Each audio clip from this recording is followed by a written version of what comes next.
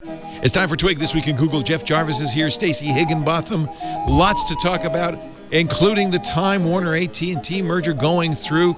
And just minutes before the show began, Comcast upping its bid for 21st Century Fox. What does this mean for consumers in the media landscape? We'll also talk about what makes a political ad and why the New York Times is mad at Facebook. It's all coming up next on Twig.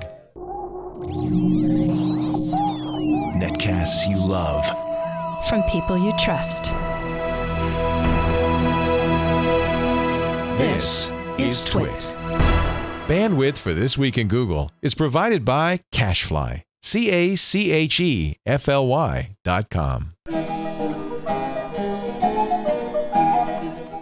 This is Twig, This Week in Google, episode 461, recorded Wednesday, June 13th, 2018. The Backhaul gonna bite ya. This Week in Google is brought to you by WordPress. Reach more customers when you build your business website on WordPress.com. Plans start at just $4 a month and get 15% off any new plan at WordPress.com/twig. It's time for Twig This Week in Google, the show where we talk about the latest news from the Googleverse. Joining us from Austin, Texas, the host of Stacey on IoT, StaceyOnIoT.com, Stacey Higginbotham. I gotta give you your FIFA introduction. Stacey Higginbotham. Oh God, I hurt myself. Hi, Stacey. You need some cheer sound effects. We also need Stacey's audio. Oh, there we go. Sorry, hi. I was the doorbell just rang, so there is barking in the background. I love trying barking. to spare y'all. We want parts of real life. Yeah. You know what? You're getting That's real life. actually really true. Jeff Jarvis, from the Craig Newmark School of Journalism. The Craig Newmark Graduate School of Journalism at CUNY. I'm very, very proud to say that we have just renamed our school thanks to an incredibly generous gift from my friend Craig Newmark, $20 million. Wow. To assure our independence. So he makes thank you, billions Craig. putting newspapers out of business and kicks back a few crumbs. So this has been driving the smart people nuts online because people repeat that trope, that idiocy. He didn't, A, I don't think he made billions. B, he didn't ruin newspapers. What ruined newspapers was the internet coming along and getting rid of the middlemen and their rapacious monopolistic pricing. So it was Monster and real estate agents and job agents and car dealers all went their own way. They didn't need the papers anymore. And we just stood back stupidly. So no, Craig didn't ruin newspapers, and Craig is doing a lot of good for journalism now, including supporting CUNY, a wonderful institution. That's nice. Does what happens to the Town Night folks? Do they just slink away with their tails between their legs? No, I run the Town Night Center for Entrepreneurial Journalism. Okay, so here's my full title. Yeah. You ready? Yeah. Oh, Lord. Yeah. I haven't done this yet. Hello. Hi. I'm Jeff Jarvis, the Leonard Tao Professor of Journalistic Innovation and Director of the Town Night Center for Entrepreneurial Journalism at the Craig Newmark Graduate School of Journalism at the City University of New York. Brought to you by Nike. Just do it. I was on MSNBC today, and I really wanted them to put the lower third. I was going to say, yeah, we saw you on MSNBC. That would be like the lower 2/3. We'd get like to your nose. I think you should make who was interviewing you on MSNBC? That was Ali Velshi. Oh, they should make Ali say the whole thing once, just once. Yeah. So you were there to talk about a huge story, which has just gotten huger, and I bet you already predicted this. The huge story broke yesterday when a judge cleared AT&T's $85 billion bid for Time Warner and said, no conditions, you're in different businesses, no big deal. The government had been seeking to stay this, although I have to say, it's all tarnished by the fact that there's some evidence the government didn't like it because the president doesn't like CNN. Considerable evidence, and he continued it from the podium in Singapore, calling CNN fake news to the CNN reporter's face. Yeah, it was a political vendetta. He had nothing against Disney and Fox, but everything against CNN. Yeah. So, but however, this is still not a great deal for consumers. There were good and just reasons for blocking this. But once that happened. That's the point Ali Velshi made on the air today. That once that happened, he said even people like himself and me who might have questioned this deal more, once that happened, we kind of said, nope. Yeah. It's got to go now because we can't allow that kind of political interference in media and speech. That Trump will be gone in at most 6 years, and this is going to live forever. So yeah, I was willing to fall in line with Trump on this one. Yeah, there are a few things that I'm like, oh yeah, I'd go for that, but this would have gone. It is a vertical. The thing is, Stacey, under the law as it stands, and thank goodness at least 1/3 of government still does follow the law until it's taken over. It is a vertical. It's a defensible vertical merger. Yeah, it's kind of a meta. It's a meta concept which the law probably doesn't contemplate. Yeah, we might need to rewrite. This is why we need to bring. We need to change antitrust law. We need to bring it into the 21st century. Jeff, did you disappear? Oh, okay. Suddenly you got so dark. It was like talking to a black screen. Darker. I was like, where did you go? I think I'm here. Am I here? I twig, therefore I am. It doesn't matter. Most people are listening, so your voice is just as strong and clarion. I keep getting darker there without doing anything, and the sun's not doing anything. But I can't win. You're advocating for evil. That's the indication right there. Ooh. No. So AT&T, of course, is a pipe company. They are an internet they would service, hate for you to say that, but yes. That's what they are. They're an internet service provider. They're a common carrier. They're a phone company. Roto-Rooter. Do they own no Roto-Rooter? They are not a common carrier. As an internet provider, they have not. But they are a phone company still. That's a common carrier. No, but I'm saying AT&T is a phone company for a significant number of people in this country. But as part of that, they also are a DSL provider to some and a fiber provider to others, as well as their phone. So they're both a common carrier and whatever. And information technologies are, right. Yeah. What they get with Time Warner is HBO, CNN, TNT, a lot of pay TV stuff. What they don't what they don't get movie studio or Time TV Magazine. Studio. No, they don't get Time Inc. Time Inc. was sold to Meredith. Time Inc. was sold way long ago. It was shut off because it has cooties. They do get Warner Brothers though. They do get the movie studio. Yeah, they don't. Time Warner Cable, was sold some time ago. They don't get Spectrum. Time Inc. was spun off. AOL, of course, was spun off. So this is basically the whole AOL Time Warner. This is the last gasp of it. It's dead now. And actually, that's probably why the judge could clear this, because had they owned some of those other things, it wouldn't have been as clear.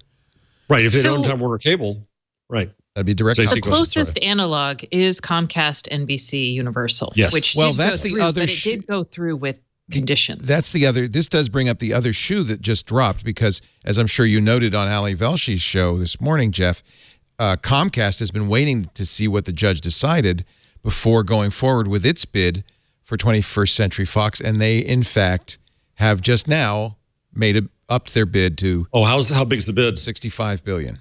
Versus Disney's what? $54 billion, I think. And are they apples? Are they bidding for the same parts of Fox? Well, it's up to Disney, I think. Yes, they are. Yes. It's up to Disney now to up its bid or back out.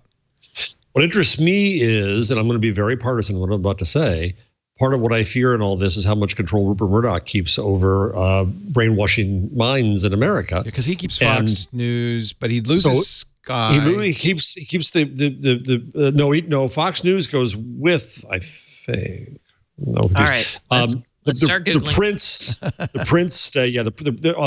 News Corp is already separated off. He keeps that. Yeah.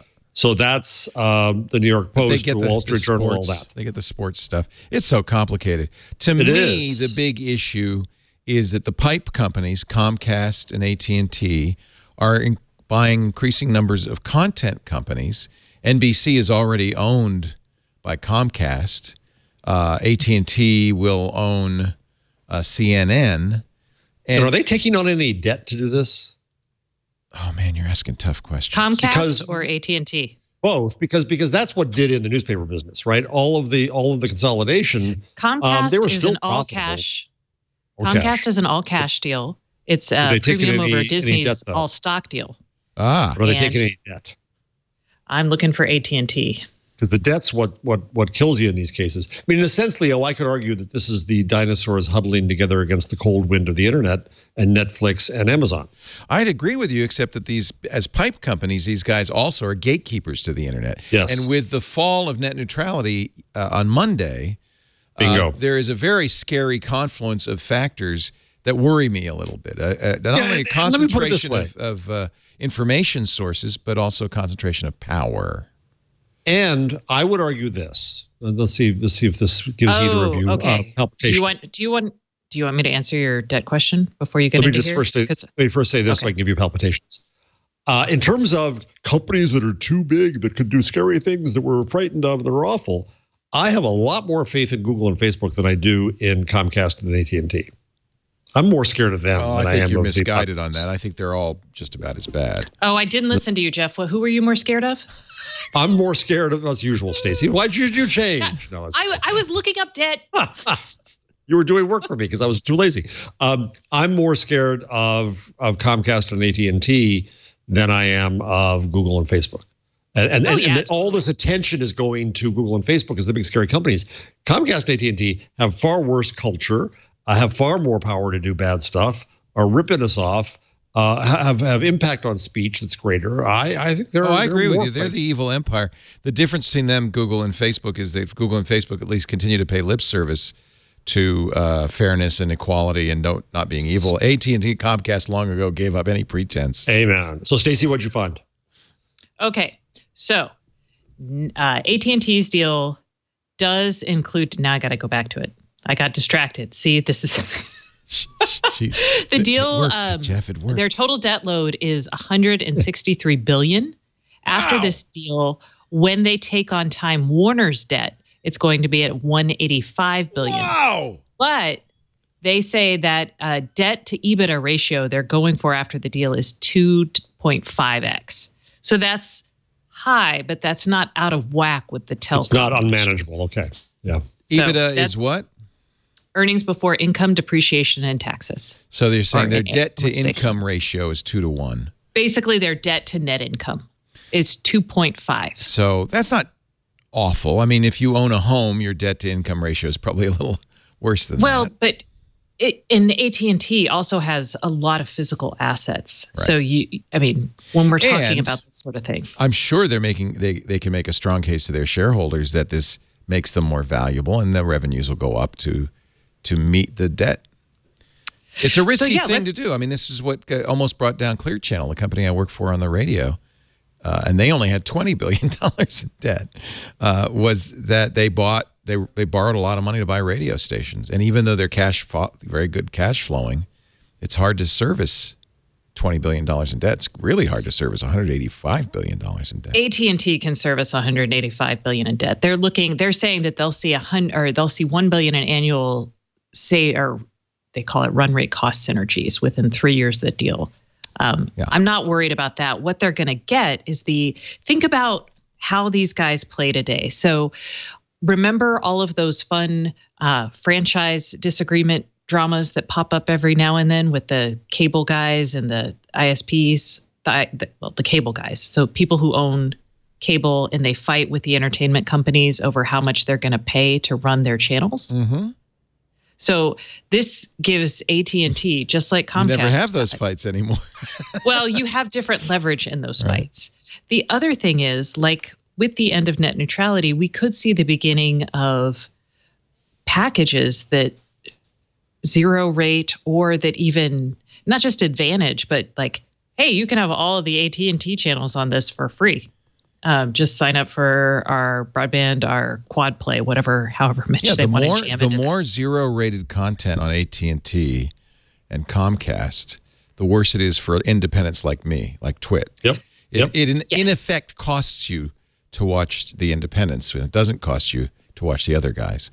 And that's why we wanted net neutrality. So, and I don't know if we're going to see this actually play out in net neutrality ways. So I don't know if we're going to see much advantaging on the actual packet flow for these things. I think what will be interesting is we might see advantaging against data caps. So both Comcast and AT&T have data caps. That's a little bit more subtle for people, but it's closer to what's happening on the mobile side, and the FCC has already said, yeah, okay, that's cool. Yeah.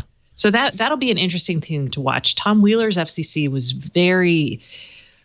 they were interested in bad behavior on data caps. I can't imagine Ajit Pai really giving a hoot whatsoever. And technically, by the way, FCC would still have to rule just because the judge gives the go-ahead. Although I did note that AT&T said, yeah, we're going to close this next week. So I don't think they anticipated any slowdowns from federal regulators. The judge essentially told the DOJ, don't bother. That's the DOJ, but the FCC technically could still weigh in. But you don't think I doubt it. So you said something very interesting, Jeff, and I wanted to kind of pursue this. Note that in the history books. That's good. You always say stuff that's interesting. Yes, I always you're give very you credit interesting, for Jeff. that. You're not always right, but sometimes you're right. No. And in fact, Steve Case echoes this. He was asked by CNBC, because Steve Case was the AOL executive during the Time Warner AOL merger, right? That's because of him. It's because of him. My FU money said FU to me. Yes, that they split into two companies after the merger. Several years after the merger, it was a failure. Case warned AT&T, according to CNBC, against suffering the same fate. He said that really what's going on, echoing your statement, Jeff, AT&T and Time Warner and Fox and Comcast and others are really playing defense. Yes. They're really worried about their position in the future compared to Facebook, Netflix, and Amazon. Yes. So what is the threat? Well, Netflix pays for more original programming than any network ever. $8 billion this year. And Netflix and Amazon and Facebook and Google all have far more. Well, no, actually, your carrier does have a lot of data on you. They just don't know how the hell to use it. I disagree. Well, so they use it, and they're just using it not in as obvious a way, but I think they're not using it in a smart way to give you what you want. They're not thinking in a customer-centered way, right? To give you more relevance and more of what you want, and sell that wisely. Stacey? So the carriers for a while weren't allowed to use all the data they had. That actually was taken. They solved that problem fairly recently in the scheme of things. But I will say there is very much a telco mindset, an ISP mindset, we'll call it, versus an innovation mindset. Exactly. These guys want to control everything. They want to run it through their own walled garden, and they really don't want to be a commodity service. They don't want to be a dumb pipe. And that every decision they make is driven by fear of that in an attempt to control and consolidate as much power as they can so they can keep their pipe super valuable opposed to a commodity. You don't think this is about, as they assert it, is diversification, putting a foot in the digital waters. You think it's more about consolidation and control. I think having those assets gives them a lot of leeway to negotiate. It gives them content that they can actually push to users and kind of keep them locked in. So yes to both. I don't think it's an either or. But I will say that of all of the ISPs, the best one and the most innovative, actually, and the one to watch is also probably the most evil, which is Comcast. And so when they bought NBCU, it made a ton of sense. Just like AT&T doing this today makes a ton of sense. We all knew video was going to go to the internet. Nobody was like, oh, that's not going to happen. Even the cable providers knew. So getting that content in helps preserve your quad play or your triple play or your septa play. I mean, Comcast, if you think about it, they're actually up to like a quintuple play because they've got broadband. They're starting wireless. They've got cable, phone, and home security now. Right. Like so home security service, and that's a quintuple play. Quintuple play. So now, if you're a pipe company and net neutrality is gone, wouldn't it make more sense to put all that money into strengthening your position as the carrier? This is human behavior you got to worry about too. You're not just worrying about the you don't want to be a dumb pipe. That's just where you don't want to be a dumb pipe. They don't Why want to not? be a commodity. But if you're a dumb pipe and there's no net neutrality rules, which means you're also a gatekeeper, you're not that dumb. Because what's going to happen is wireless is going to kill your monopoly. Right. So that's not a strong monopoly. So here's the actually go ahead. Go on, Jeff. No, you go. I was going to start a parlor game. I'll start in a minute. You go. Okay, so we also have to think about 5G, which is coming down the pipe. And I'm not saying this in some BS-y kind of 5G will save the world thing. I'm talking about specifically fixed wireless delivered via Facebook and Google, which they're both investing in. So if you look at that, these guys are saying, the telcos are like, holy cow, the one thing I've got, well, two things I've got is a kick butt wireless network, and I have fiber in the ground, basically. These guys are coming through and saying, hey, we're going to do that last mile fiber, which means you can have the rings, and there are other companies building rings. Facebook has their own fiber. So this is where it's getting interesting. So diversification matters too, because they're going to need some more money. Their networks are not going to be monopolies, possibly for much longer everywhere else. I see a content monopoly also shattering, though. They're very worried about YouTube. Last night I had an epiphany. I went home, and instead of watching TV, I watched Microsoft's streaming gaming service, their competitor to Twitch, which is owned by Amazon, called Mixer. And I watched the Fortnite Pro-Am, which was professional esports gamers. It was very exciting. They were playing Fortnite. It was very exciting. There was a $3 million purse. The winning team won, but it was for charity, which is even more interesting. The winning team won $1 million for their charity. These two young guys. What game were they playing? Fortnite, which is Fortnite. Very popular game right now. Yeah. So there you have that. You've got Microsoft's Mixer coming on strong. I mean, there's all these channels. We're on it now, by the way. There's Amazon's Twitch. We're also on that. There's YouTube. We're also on that. Leo isn't that dumb. Those three, to me, and then I look at people under 25, they're not going home and watching NBC. They're not watching 2.5 Men. They're watching YouTube and Twitch and Mixer, and they're playing those games. And it's interesting because I'm watching it, and the part of the epiphany was how it's presented, which from my old media eye looks very kind of amateurish. Just as I'm sure Jeff, to a newspaper man, blogs looked pretty damn amateurish. Then I realized I is one. Yeah, well now you are one, but I realized, and now I'm new media, but I realized that the standards that we have in old media are very different from what a 20-year-old expects. Not just standard, but the motif, the style, the voice, the style. All of that stuff. I'm rereading McLuhan. Understanding media. Is he relevant in today's media environment? Jesus.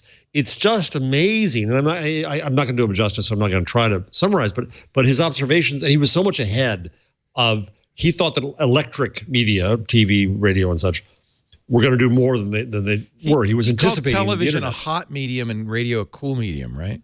Yeah, and I always get confused, but I still can't get my head around. He also said the only thing I remember is the medium is the message.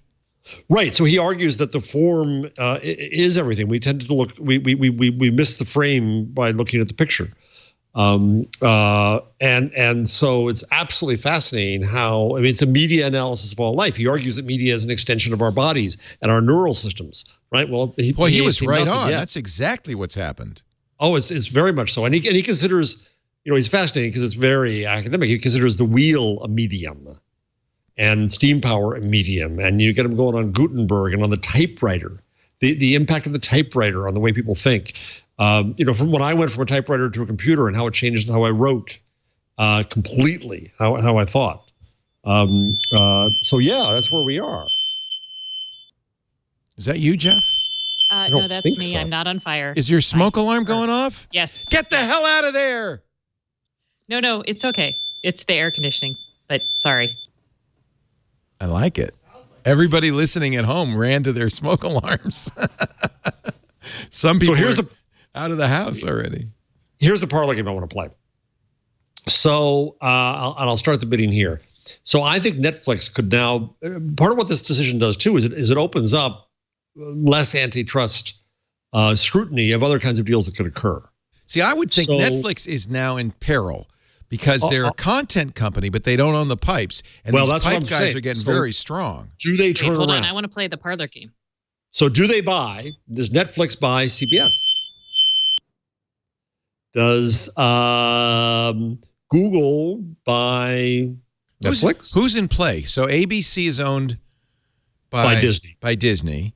So that's CBS that. is NBC is owned by Comcast. CBS is way in play because CBS and Viacom split up, and there's efforts in Viacom to bring CBS back in. CBS is resisting, and so each one is in play. Why would Netflix? What would the value of Netflix buying CBS be? On one hand, it's why the hell would we go buy in the past and buy that? On the other hand, it's distribution of a sort. Yeah, they need distribution, but I don't think broadcast is the right way to I don't think they care about broadcast distribution. What they need is they need internet. So they would do well to help fund some sort of shared internet infrastructure. There you go. Netflix. So, here's a TechCrunch article. Netflix and Alphabet will need to become ISPs fast. This is in response to net neutrality, but I think it also is in response to all of this. To both. Everything. Yeah. Now, does Google Fiber start back up? Right. This guy's saying it will. Now, I don't know if Google Fiber will actually start back up in the iteration that it's had. I really think it's too expensive to do last mile. So doing fiber and Google lays, like in Austin, they laid all of their metro fiber ring down. They didn't use anybody else's, and that's very expensive. Yeah, they had to stop doing that. If they do that in other places and they rely on like 5G to do everything else. I think that's why I think you're right. Wireless is obviously the only way you can, if you're not an incumbent, you can play. Now, but you have to own your backhaul. If you're going to be if you're going to use fixed wireless, at some point in time, you have to get back on the internet. Now, with those fiber rings, Google has fiber, so they could actually do it as opposed to like T-Mobile today. Poor T-Mobile, they can do everything they want on their radio network, but when they get to their towers, they're still paying Verizon and AT&T for backhaul. So there used to be the story that there's all this dark fiber in the United States. It's like deep state. And is it who owns all this dark fiber? Is it the incumbents? Is it Sprint? No, it's a lot of different companies. So cities own dark fiber. Sometimes they can't use it because the incumbents have written legislation to make it difficult. Random players. I mean, the dark fiber, though, the thing about fiber is you can have lots of dark fiber, but if it's not on a route that needs to be accessed, it's not going to be worth it turning on. And that's so, we're like, oh, dark fiber will save us. But it actually really matters where the fiber is. And a lot of our dark fiber is between major metro areas, which is not. Okay. But Google has the resources to acquire the dark fiber it needs for interconnects, to build rings where it needs to build rings, and to set up wireless where I wonder why they pulled out. They will only do this if AT&T and Verizon make it necessary. So Google, and you can actually see this, Google launched Google Fiber in an era where the cable providers were implementing bandwidth caps. They were charging incredible prices for gigabit networks. Do you remember when a gigabit network was like $300 a month or even $500 a month? So what happened is when they launched that, they actually got pricing down tremendously, plus boosted the base broadband speeds that people would accept. So when they launched free broadband, I think at 10 gigabits or 5 or 10 megabits per second, that actually boosted because Comcast was doing a free broadband program at a much lower data rate. So they boosted their free program to meet Google's program. So when Google did this, they actually had a huge impact on pricing. Like AT&T came into Austin at $70. Right. Your gigabit Ethernet or your gigabit service now in Austin from AT&T is about double that. So what's happening is Google's stagnated, and the cable guys were like, and the ISPs were like, oh, we're back to raising prices.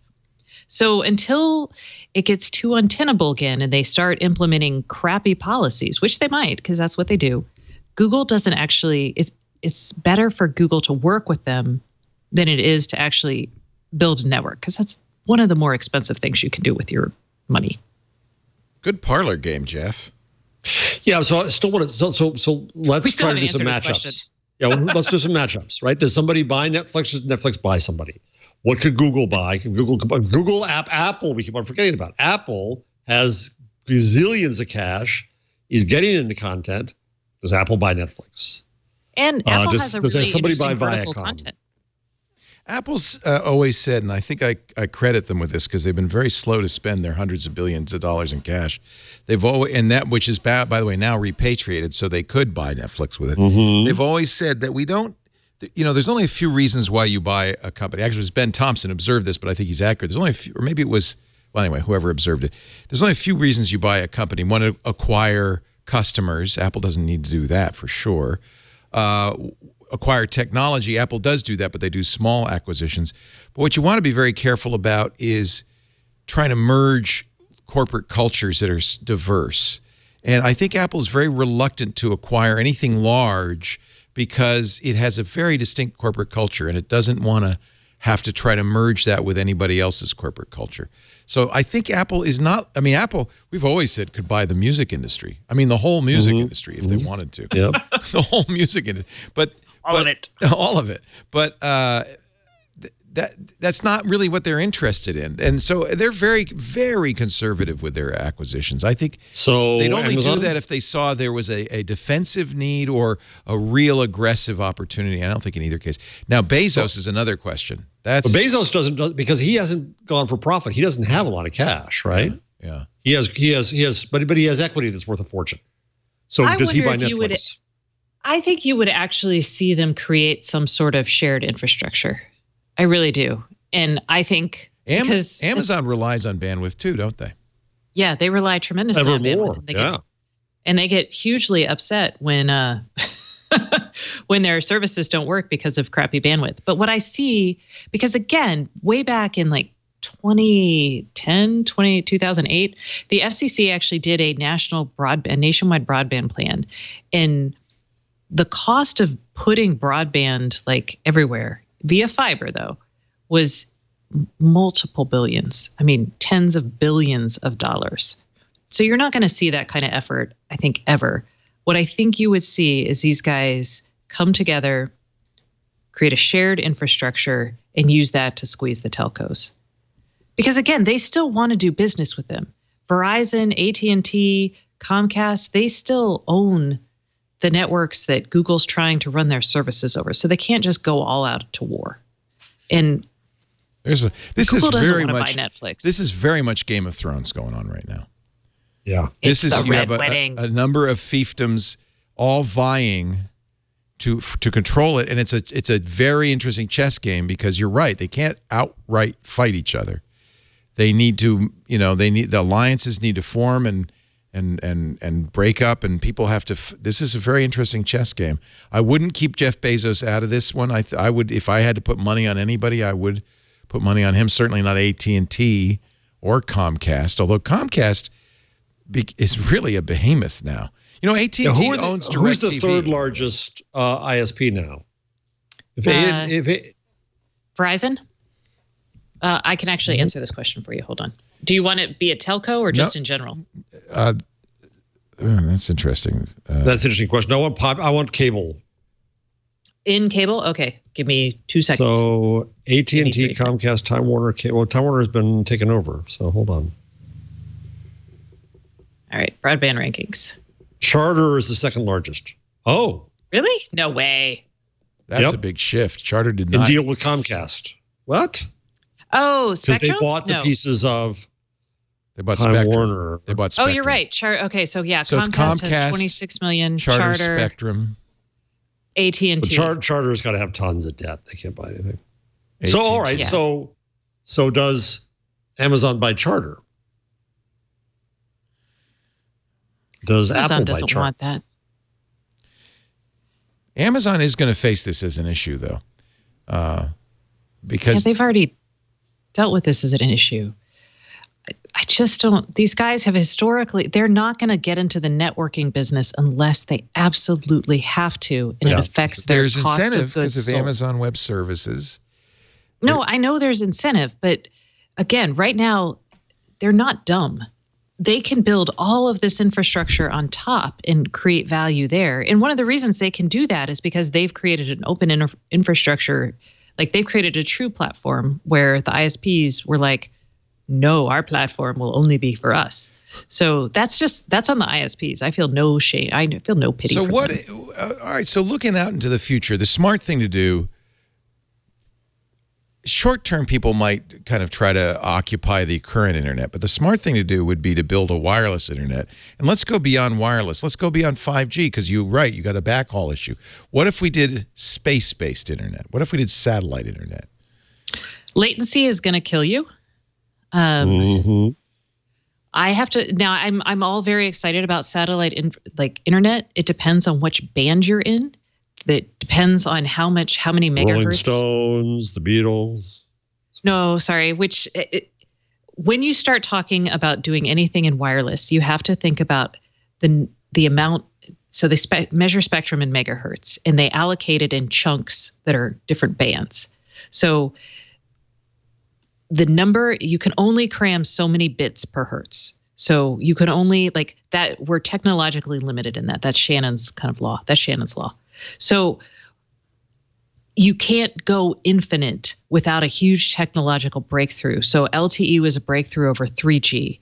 5G is less of a breakthrough in terms of being able to cram more information into every hertz of spectrum.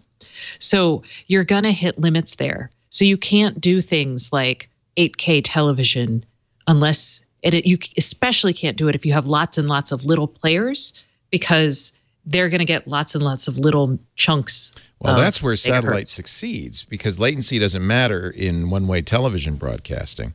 And you can put up enough. How many satellites is SpaceX planning to put up? Hundreds, right? Of low Earth orbit, yes. So there's low latency. Lower latency. Lower, but again, it doesn't matter if it's 8K TV, latency is not an issue at all. Well, let's see how many bands we have in the lower Earth orbit band. We just can't use it for the show. It doesn't help us. Well, latency is not a problem for us either. Latency is a problem for literally, gaming, for Skype. Literally the three of us. Skype, yeah. Yeah. Mm-hmm. All right. Downlink, how big are your channels? Oh, okay. So RF 2020 says that Elon Musk wants to put up more than 4,000 satellites. See, Elon's looking at the long game here. So, and that's actually, so the more satellites you have, the more it's like having more cell towers. So you can actually divide by the number of users that are trying to pull downlink it up. Are we running out of real estate for these things? I guess space is a big place, Jeff. Physical real estate or RF real estate? No, physical. Running into each other. No, I think we're all right there.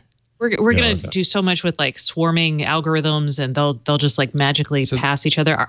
But we are sending a lot of junk into space. So Elon wants to put up 12,000 satellites, 4,000 of them for the backhaul, 8,000 of them for direct to users. 12,000. Jesus. Oh, now, how many can he put in one payload?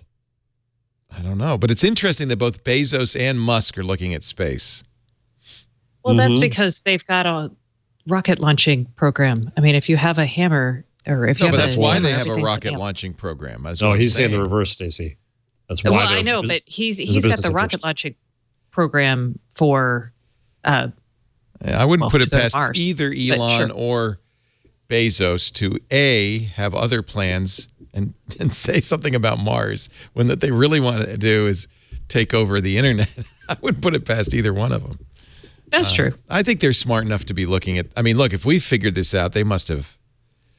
But y'all, satellite is tough, and I say this having written for 15 years about satellite. Yeah. Everyone wants. There's so much challenge there that is really deep and nerdy and boring, but so important. So you've got to deal with impossible. The issue. I mean, if you want to say challenge, living on Mars is kind of a challenge too. Well, and we're not there yet. No. But but Stacey's right, because the leap from fiber to the home to fixed wireless itself is big, right? Fixed wireless is not as good as fiber to the home, which is part of Susan Crawford's argument against the Comcast NBCU merger. Everybody said, well, it's okay. We'll get 5G. It'll be okay. She said, no, it's not ever going to be what fiber to the home is. And satellite's never going to be what fixed wireless is. Right. Right? That's true. Yes, that if is you true. had your choice, you'd want fiber. I mean, don't you remember, was it Snow Crash, where they were like, they were all running around having their fun on their wireless network, but when they really wanted to do something serious, they had to go to the wired network because there just wasn't enough capacity. I know that's a fiction, but it's actually based in physics. Yeah. I always, given the choice, I'm always going to bet on physics. I think it's a very interesting, we're obviously and you would trying to still figure need out some stuff that others satellite have been thinking about needs, for years. Satellite needs, again, Backhauls going to bite you in the butt here, because to direct to satellite, you need some sort of massive battery powered big transmitter and receiver on your handset if you want to do it on handset. What's more likely is you're going to do satellite to some sort of base station, either consumer premise equipment or a tower-like infrastructure. So you're still going to need that backhaul. Does that make sense? Yeah, Did I lose but you only have Okay. to buy a few of those compared to... No, it depends on how much capacity you need. It depends on all kinds of things. I mean, like, you don't just have to have a few. It depends on the nature of your backhaul. Well, if you're going to do... Yeah, fewer than you would if you wanted to do terrestrial. You wouldn't have to do it to the premise, but you would have to have... I mean, I guess you could do satellite... Let's see. Satellite to CPE to Wi-Fi or to 5G wireless. Sorry, you don't have to that does design the network. We don't have to get that granular. Can you get the whiteboard out, Stacey, please? We don't have to design it. I'm like sitting here going, Is okay, it- who is do it I need possible? to call to test the physics here? Is it possible? I don't actually know. I wonder. So the parlor game continues, and I think it's a good parlor game. Of what the next moves are over the next year or two. But at least for now, is this not bad for consumers, Jeff? Well, that was the argument I had on TV today, and everybody's saying prices are going to go down. I don't think so. I think they're going to go up, but that doesn't necessarily have anything to do with antitrust. It's just that the mass media, you've heard me this before, the mass media ad-supported business model is suffering unto dying. Free content supported by advertising will become junkier and junkier, broadcast TV. And so I think the reason prices are going to go up is because you're going to find more and more stuff going behind walls. And people are willing to pay it. I mean, look at we're just talking about shows Netflix. On HBO and Netflix. Yeah, and there aren't that many competitors. Hulu, so you have Amazon, you have Netflix, you have HBO, Showtime. Hulu is owned by the media companies. So although Netflix and by the Amazon way, aside, that ownership will change significantly if Comcast buys 21st Century. They will have a 60% controlling share of Hulu. Yes, which is part of the reason they want it. And so there's actually a fairly limited number of competitors. Now, unless you consider next week I'll be at VidCon, 10,000 18-year-old boys and girls making shows that have sizable audiences that aren't part of this equation at all. In terms of a huge attention market and people watching, game tournaments like you're talking about, not part of this calculation at all. This has always been a problem for advertisers is reaching the 18 to 25-year-old, and it's only gotten worse. Yeah. And I don't know what the advertising market, which I guess is what's financing all of this. Is that right? Are we going to, if everything goes behind a paywall, then advertising doesn't matter anymore, right? Yeah, advertising, pardon me for getting into this, but this is where GDPR comes in too, is that the less you can target, the more it's going to be just mass volume. Which is awesome for Twitter. It's awesome for us because we don't target. And God, Lisa got off the phone today with... You do target. No, you do target. You are the essence of targeting. Well, only because our programming is niche programming. Right, but that's targeting. But we don't compete well against Facebook and Google, where you can say to Google, I'd want 18 to 24-year-olds to live in Hyannisport. You can't do that with us. And there are advertisers. She just got off the phone with a big company that won't buy ads because we won't give them a redirect so they can see who downloads the stuff. We won't give them tracking cookies because this is all stuff they want, and they can get from Facebook and Google. And so you tell me who that is. I'll go talk to them. I'll set them straight. They're not too far from you. But I think it's fascinating. And we're kind of barely keeping our head above water at this point because Google and Facebook are eating so much of the digital ad spend because of that targeting. Now, I'm hoping GDPR changes that equation. I really am. But it's very interesting. Well, GDPR is going to extend the life of stupid mass media. And yet aren't brands moving off? I heard a few years ago, Procter & Gamble moved off of Facebook and back to their big TV buys. Because of what they do. They give you something you don't have a relationship with, really. Right? What are you talking about? I have a relationship with my Charmin. And your Downy. And my Tide. Yeah, that's absolutely true. You have a very strong brand relationship. But that's why branding advertising is what they want. That's what they're just branding advertising, yeah. And it's product introduction, which you're only ever going to be able to do through non-targeted. And we're caught as a lot of small networks and early cable channels and things are caught in this bad space where ultimately you'd love to be a brand advertising buy. But nobody's going to buy podcasting as a brand advertising. They always want direct response. They always going to want to measure it somehow. And so we're kind of caught somewhere between deep tracking, direct response, and branding. But what you'd like is the branding buy. So I was talking to a bunch. Sorry. Go ahead. Well, I have this community of practice. Go ahead, Stacey. You first. Never mind. Go. Sorry. We don't want to interrupt Stacey. No, you. We want Stacey to talk. You go, Stacey. No, I was just going to say I get a lot of brand advertising or some brand advertising for people who are target. But again, it's kind of niche brand advertising. Do they not always though want a offer code or something? Nope. So you'll get advertisements for a company and they say, just go to our website. Then not go to our website / Stacey on IoT. And I don't know if it's because they're less sophisticated but they're all happy.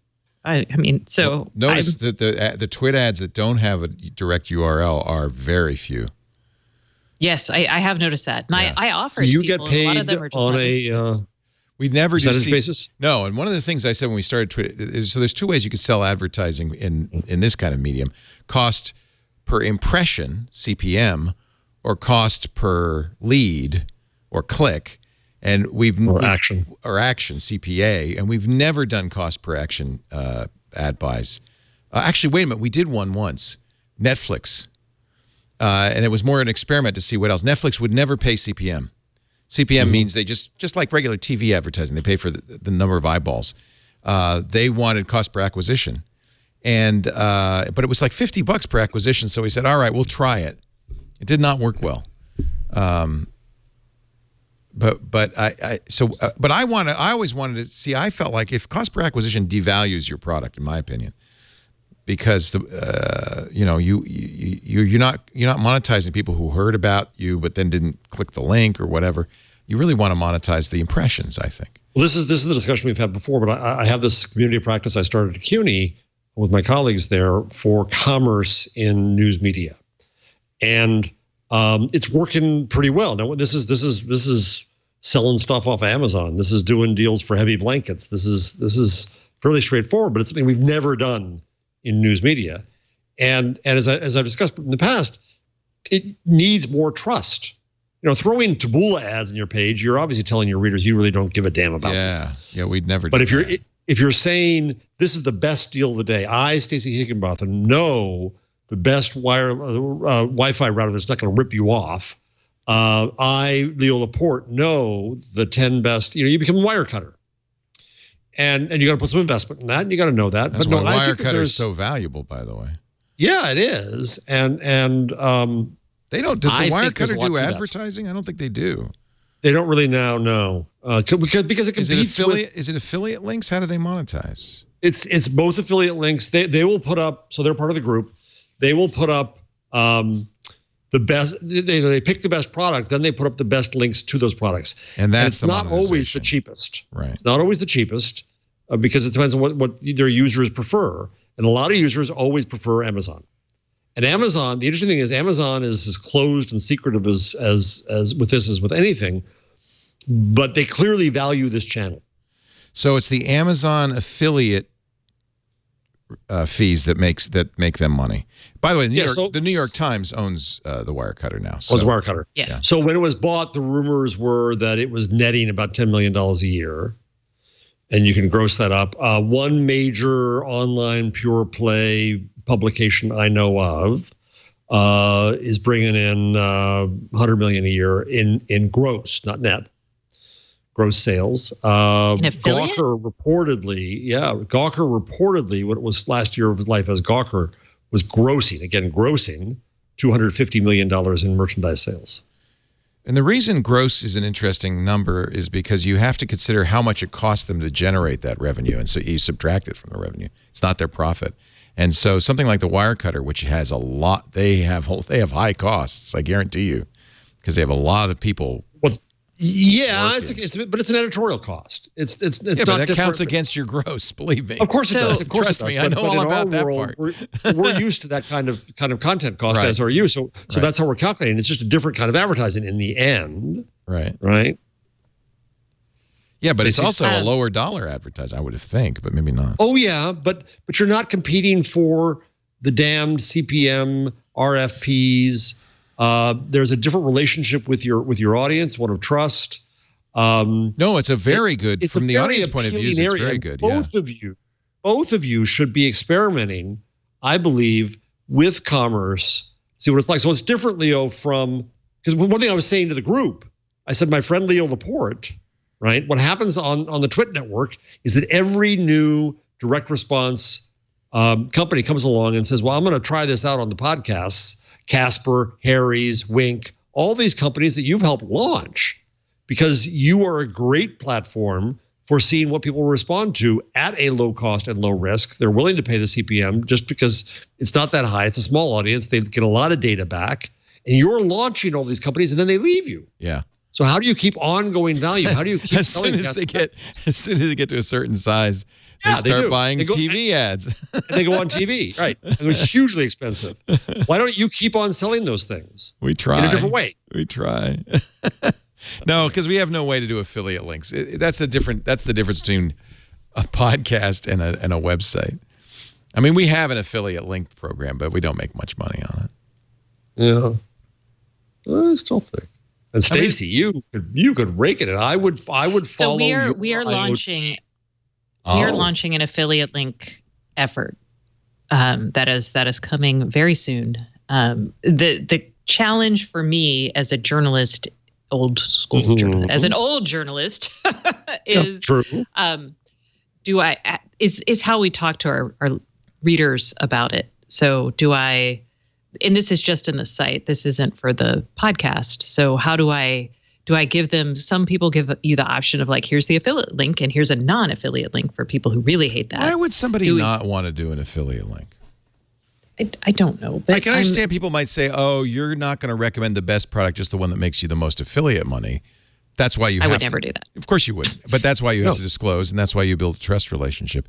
But I know there are people who say, oh, I remember when it was revealed that Pinterest was using affiliate links, people were up in arms like, well, it doesn't cost you anything.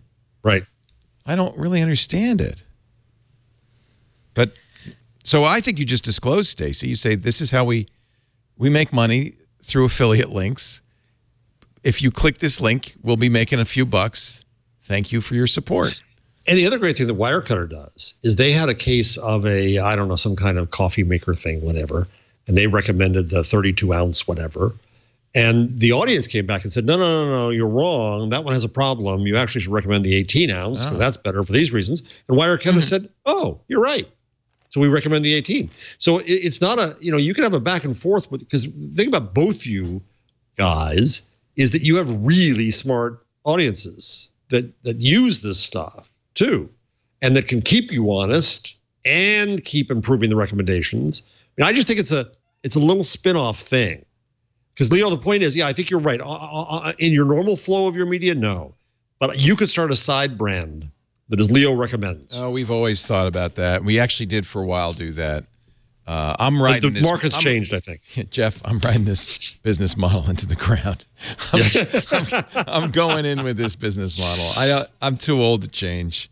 I like this business model. But Stacey's a young girl, so Stacey, I would buy she can do anything an she wants. IoT thing from you, and I would pay more. You're more in a position to do that, frankly, than I am. Absolutely. Right. We do have reviews and that sort of thing. So yes, it makes total sense, which is why we're going to do it. We're just trying to figure out the right way. Because we did a review show kind of with that idea in mind, but it never. Our audiences they don't like that kind of stuff. A good chunk of your audience is my audience too. So yay! Go spend your money Leo. at Stacey on IoT. That's where you should spend your money. But we love you know what? I really love our model because we can we pick advertisers we like. I talk about them. It's a relationship thing, you know. And I have a relationship with the audience. We talk about it, and I think it's something that's good for the audience. I love this model. If it's not, you know, if an advertiser says, no, yeah, but we've got to track and we've got to do this and that, fine. Then go. Basically, Lisa this morning told that company, okay, fine, go somewhere else. We don't. I was telling these media people about you, right, and saying that you do reject advertisers because they're not relevant to your audience or because you don't like them. Yeah, well, that's trust. That's trust. Yeah, that's trust. Yeah. I mean, originally I wanted to make this a paywall. No, seriously, from day one. No, Web 8716. Leo basically retired. I think people think I'm retired. you do travel the world a lot, but you do show up a lot too. I get vacation time just like any other schmuck. I don't get any vacation time. Do you get vacation time, Stacey? No, I actually built it into my contract for this year and by contract I mean with Andrew. And I was like, look, I am not working that last week between Christmas. I was like, there will be no products. Do not sell ads. Good. You have to negotiate that with your husband. I have to negotiate that with my wife. Exactly. Yeah. The other, a couple of years ago, I said, honey, can I get 3 weeks of vacation a year? And I thought she was going to say, absolutely not. And she said, yeah, of course. Aw. Do you have to go with her? I choose to go with her. Stacey, I love her. What are you doing, Stacey? And I'm going to get a nasty gram from this. Yeah, you're causing trouble. I want to go with her. Are you kidding? I would hate going somewhere because the whole time I'd be going, hey, Lisa, look. Oh. Hey, look at that, Lisa. Oh. No, I have to go with her. I have to have somebody to point things to. If you can spend 3 weeks on a small cruise ship with somebody, you know you're in love. Oh yeah, Lisa and I travel better than we do work. It's hard. It's very stressful working together, and it's stressful for her more than it is for me because I don't really work. But it's hard. And when we're on vacation, we're like lovebirds. It's much easier. We got not a care in the world. Aww. By the way, I do Well, the sun has come out here, and I'm wow. What happened? Melting. Holy I'm cow! melting. That fireball in the sky really is doing a deal on you. You better go to VidCon quick.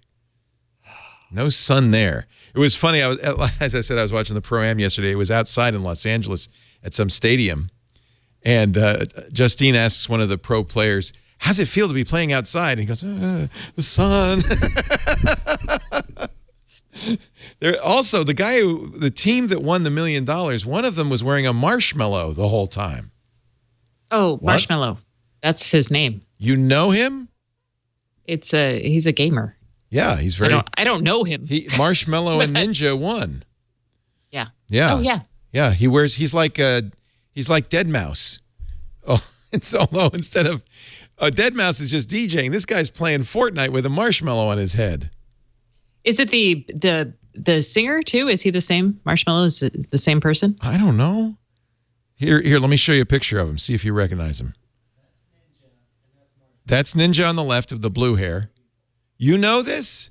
How do you know this, Kirsten? Oh yeah, He plays with that head on.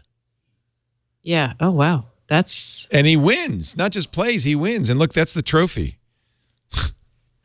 Did they win together or something? Yeah, it was a team. Team, okay. They won $1 million for their charity. 1 million schmackers. Who was the money from? That's a really good question. Probably Epic Games, the makers of Fortnite. And that, by the way, I told you last week they make $1.5 million a day on iOS garbage. Right. So they gave half. Oh yeah, it is the DJ. Okay, sorry. Oh, he's a DJ. Thank you, chat room. He's the DJ Marshmallow. He sings the song. Oh God, I can. You're kidding. He's a DJ and a Fortnite champion. Yeah, Fortnite is not. He donated. Leo, you act like these are two like he's Leonardo da Vinci and Michelangelo. Yes, dude, you are showing your age. And by the way, he gave, you'll be happy to hear, $500,000 to the Alzheimer's Association. Oh, my future life thanks you. Yes. Yes. I'm like, I will appreciate that. Actually, if you ever remember it, my daughter will appreciate that. Yeah, exactly. I don't know what Ninja gave his money to, but that's kind of amazing.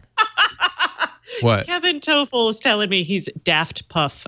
Daft Puff. I love that guy. Oh, I didn't know it was Daft Puff. Daft Puff. That's hysterical. Nice one, Kevin. Nice one. Okay. Yeah, it was fun watching them play.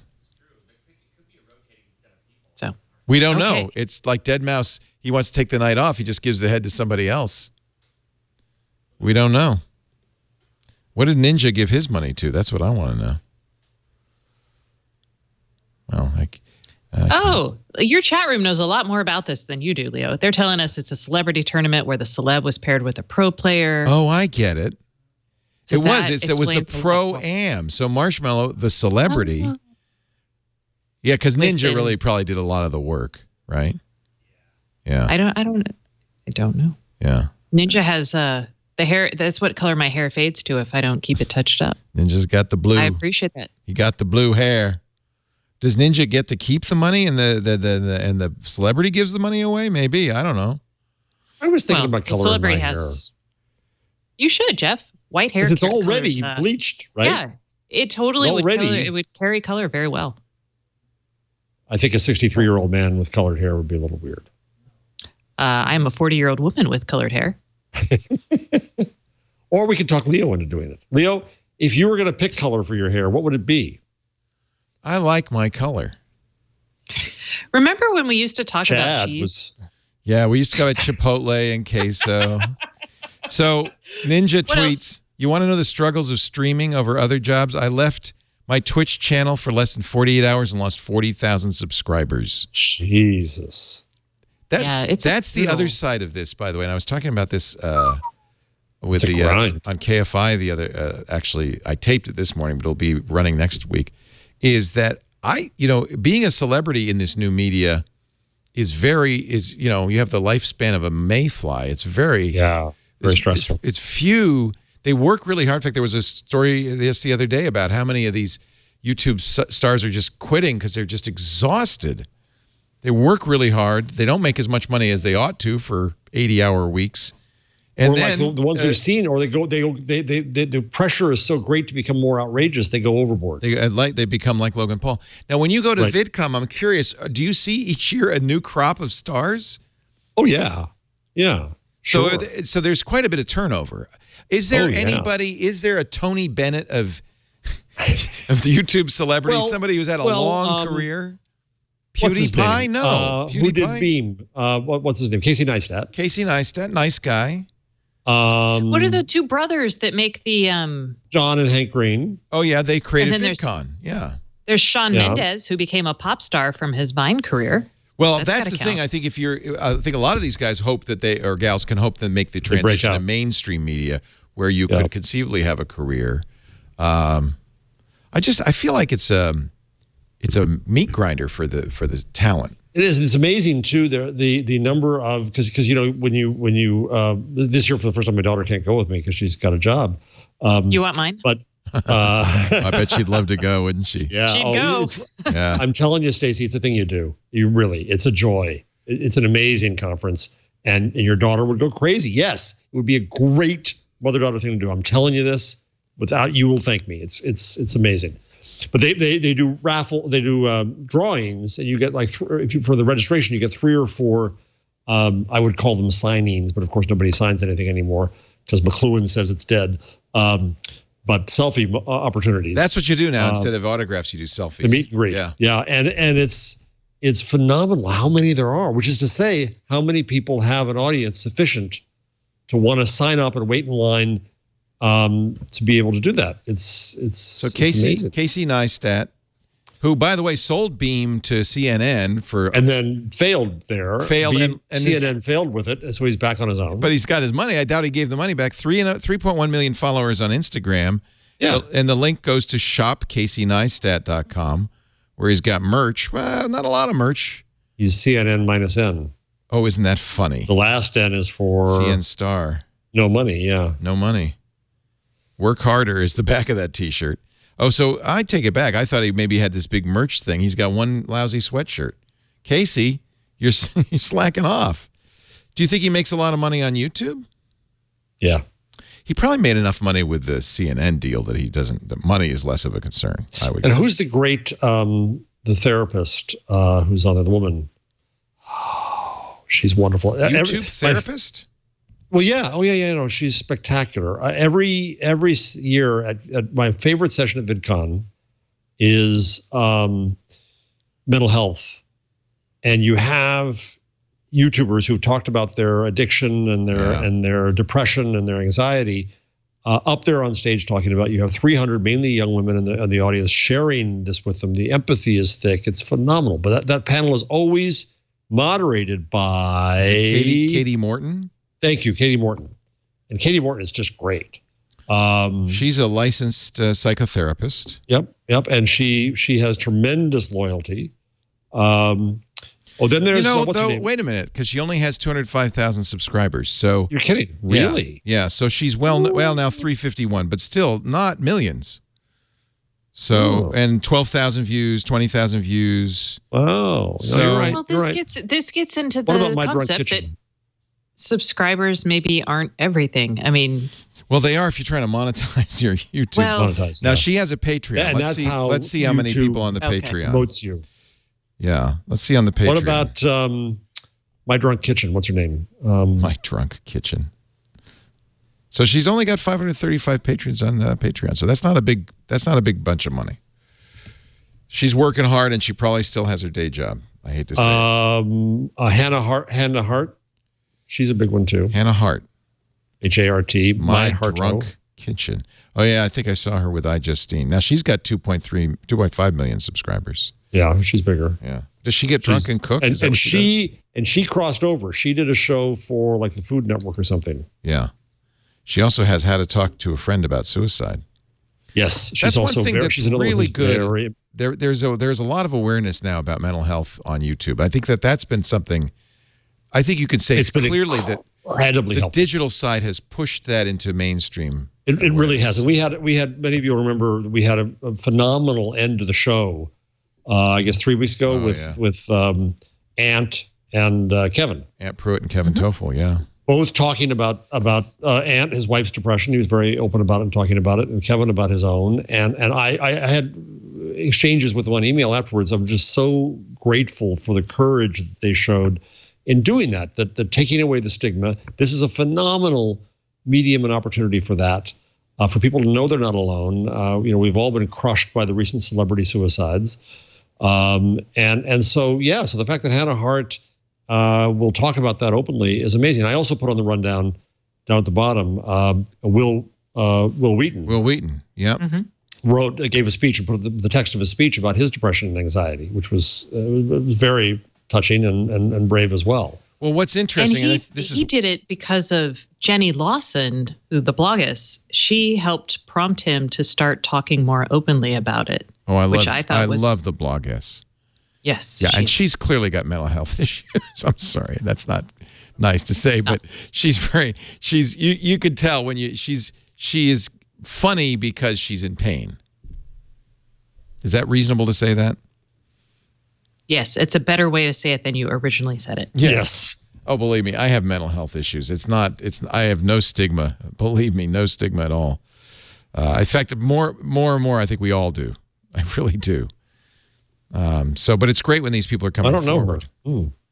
The bloggess. You don't know Jenny Lawson? Oh, have you my never God. read her books? She's I'm hysterical. Jeff. But you know what? It's really I guess what I'm saying in justification is, like many comics, a lot of comedy seems to come out of pain, personal pain, right? Oh yeah. Okay. But it's not just comics; it's everybody. It is. Yeah.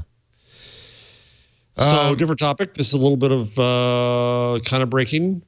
So Facebook promised to label political ads and to reveal who bought them, right? Which everybody said, yay, at last, right? Yes. Well, when I was out at F8, I quickly saw they were wrestling then, and they've been wrestling ever since.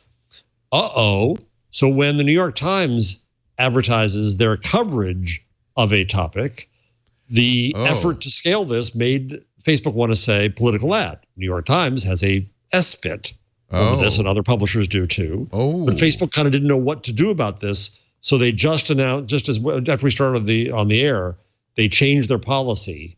So now, a couple of things. One, their label is going to be paid for by, which is great, which should be on every ad alive. Every ad everywhere should have who paid for this. I agree. And then B, they're going to have to figure out how to segregate political stuff from news. And that's actually harder than it sounds. Well, wait a minute. Scale.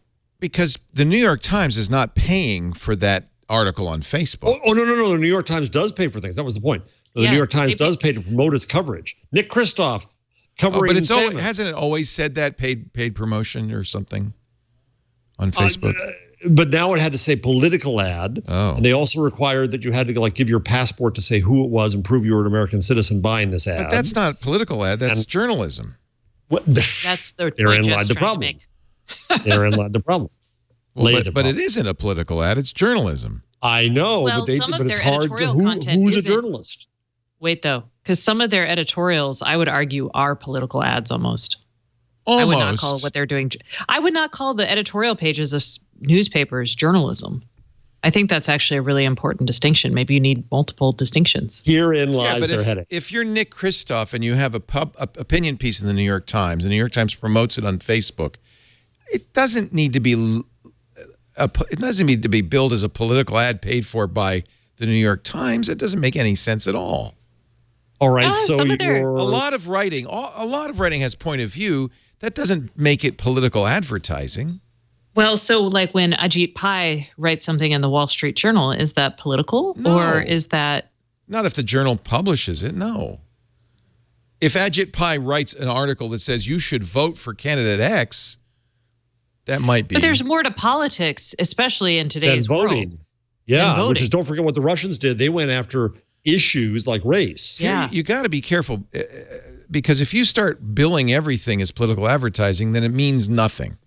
I couldn't agree more, and that's what they're facing, and that's what they realized. The world pushed them to a solution. They said, okay, we'll label political ads. Then the way they wanted to do that was to say, if your bought ad is about all these things, that's political. Well, if it's about coverage of that thing, that's one remove. And they didn't know what to do with it, and they went through about 2 months of the publishers just screeching. And I get it. I think publishers are right to screech because I agree with you, Leo. This is absurd, but they didn't know how to do it.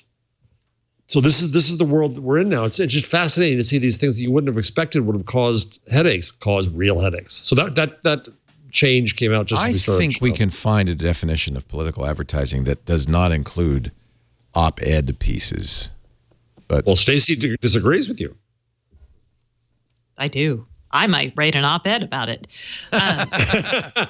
Do we want to talk about Google? Because I have a question for y'all. Why would we do that? There's a difference. Why would we do that? There's a difference between political speech and political ads. Oh, okay, one's paid for. Yeah. Political speech. But if you make an advertisement based on political speech. No, but they're not making, that's New York Times buying promotion for the New York Times. That's indirect by indirection of one. That's not the same thing as a paid political ad. I think that's. I agree, but that wasn't easy to do. Well, I just did it. Well, you have to have a list. The problem is this. You have to have a list of who is a legitimate news organization. Now, I'm actually working on a project. I guess you're right. I guess if Breitbart bought bingo, promotion for a Breitbart editorial supporting anybody but Mark Sanford, Right. That would kind of count like a political ad. All right. Even though they call themselves a publisher, a news publisher, no, their agenda is clear. Their agenda is propagandistic. I feel like there's political speech, there's advertising, there's promotional advertising for content. That should not be political. That should not. I think it's worth, maybe there's some gray areas getting through to being very clear that this was an ad purchased by organization X to promote candidate Y. That should be billed. What about purchased by Planned Parenthood? And the ad pushes the agenda of, no, because Planned Parenthood's not a journalistic entity. No, but is that a political ad? Yeah. Okay. What if Ann Richards writes she's dead. Cecile Richards writes a It's a miracle. Op-ed. Op-eds, no. Op-ed's never a political ad. That's just a political speech. Okay. Political speech is protected. That's the other thing. You're going to have a very hard time. Well, they're not saying that it's not. I mean, they're not saying they're not going to run it. They're just saying they want to label it. Right. Label it. That's right. I mean, okay. That's like those people who argue that their free speech is being violated when they get fired for being a jerk on the job. Does it dilute the value of those labels if you put it on too many things? Maybe not. That's part of the question too. Yeah. I mean, so at the root of this, so I'm about to start working on a project. I won't talk about it now because it'll go on forever. But another week I'm happy to. That looks at what is quality news. You have to start with what's news. You have to look at the signals of quality. And I'm not saying there's one size fits all at all. But those are discrete issues. Coming up, we're going to talk about Google. Stacey promises. Do we have to, Stacey? Do we have to? I just have one question. It's a burning question. Hold on. So. But hold on. Burn this is a good longer. tease. Because the tease is going to burn. I got to do an advertisement. So hold that burning thought while we talk a little bit about a publishing platform, a place for you to make your space on the web, a way for businesses to reach customers, a way for businesses to sell to customers. Yes, all that in one fabulous bundle. I'm talking about WordPress.com. It's where my website lives, leolaporte.com. Pretty much everybody I know has a WordPress site. Actually, 30% of the entire World Wide Web is on WordPress. That's kind of a stunning statistic. It's because it's so good.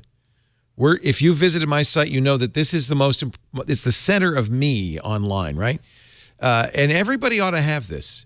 If you've got a high schooler, first thing to do, set them up with a website, get their domain name, get them online so that they control their reputation online because they have this website. My daughter's doing this. She's putting her best stuff up there, her portfolio, her resume, her poetry, her art, because she wants to have a presence online. Your Facebook page is not it. You don't own that. Your Twitter feed, that's not it either. You don't own that. You own your website at WordPress.com. And WordPress makes it easy. I mean, you're not there. Some people are there maybe to learn web technologies. And certainly if you're into HTML and JavaScript and CSS, you could do all of that. But you don't need to. You don't need to do the coding. You don't need to do the design. WordPress has great templates, great designs, really state-of-the-art stuff, so you can get your site up and running like that. You focus on the content. They'll handle all the rest of it. And if you ever have a question, I was looking for a template that did certain things. Customer support teams there all day and all night on Monday through Friday. They're even there on weekends. I asked them a question. They suggested a template, and I was very gratified because Abby chose completely independently exactly the same template for her website, 2017. I thought, great minds. WordPress also offers powerful e-commerce options. My son asked, well, I don't want to put my pictures. He's an avid amateur photographer. I don't want to put them on Facebook. They get squeezed too much. The quality's too low. I said, Facebook's terrible. You got to go to WordPress.com. And so he's going to set up his site on WordPress.com. And their e-commerce options are perfect. You can have a simple and effective buy button on the photo, or you can have a complete online store. Casey Neistat, pay attention. Plans start at just $4 a month. And if you want to expand your business's online reach, I have the business plan. That's really great. You get built-in SEO, social sharing, specialized plugins. I use the Google AMP plugin, automatic.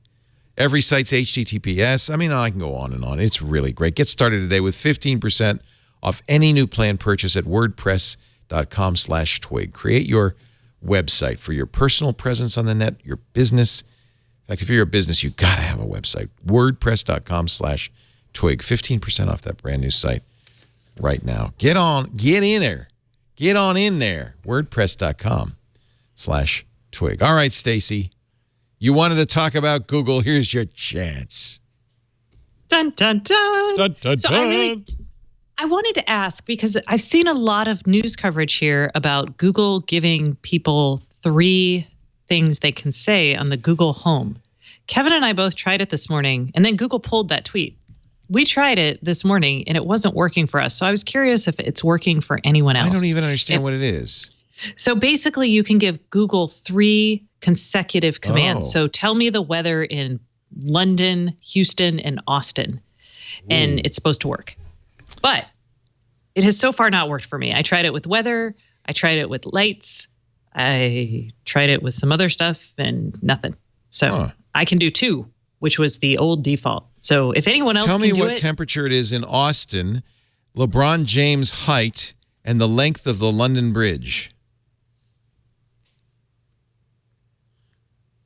Nope.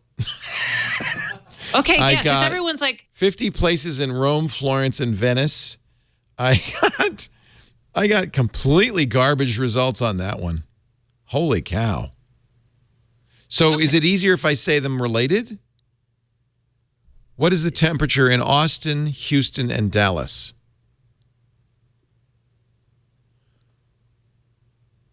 It gave me search results, but the result I got was, is Dallas normally hotter than Austin or San Antonio? I mean, I don't know. Is it? Austin had the highest number of days when the temperature exceeded the highs. So Austin is, you live in the hottest spot. Number 16th in the U.S. for hottest summertime weather. Yay. Yeah, so they pulled that tweet. So I guess not yet. I was just wondering, because some people were like, I can do it. And I'm like, really? But okay. That's it. That was my only Google-related thing that I was like just really curious about. Stuff. Oh, we got tons of Google stuff. We got tons. Yeah. I was going to start with that. I hadn't heard about that. As of this writing, Google seems to have deleted the original tweet. So, apparently it only works in France. What? No. I don't know. Was that the Amazon Echo?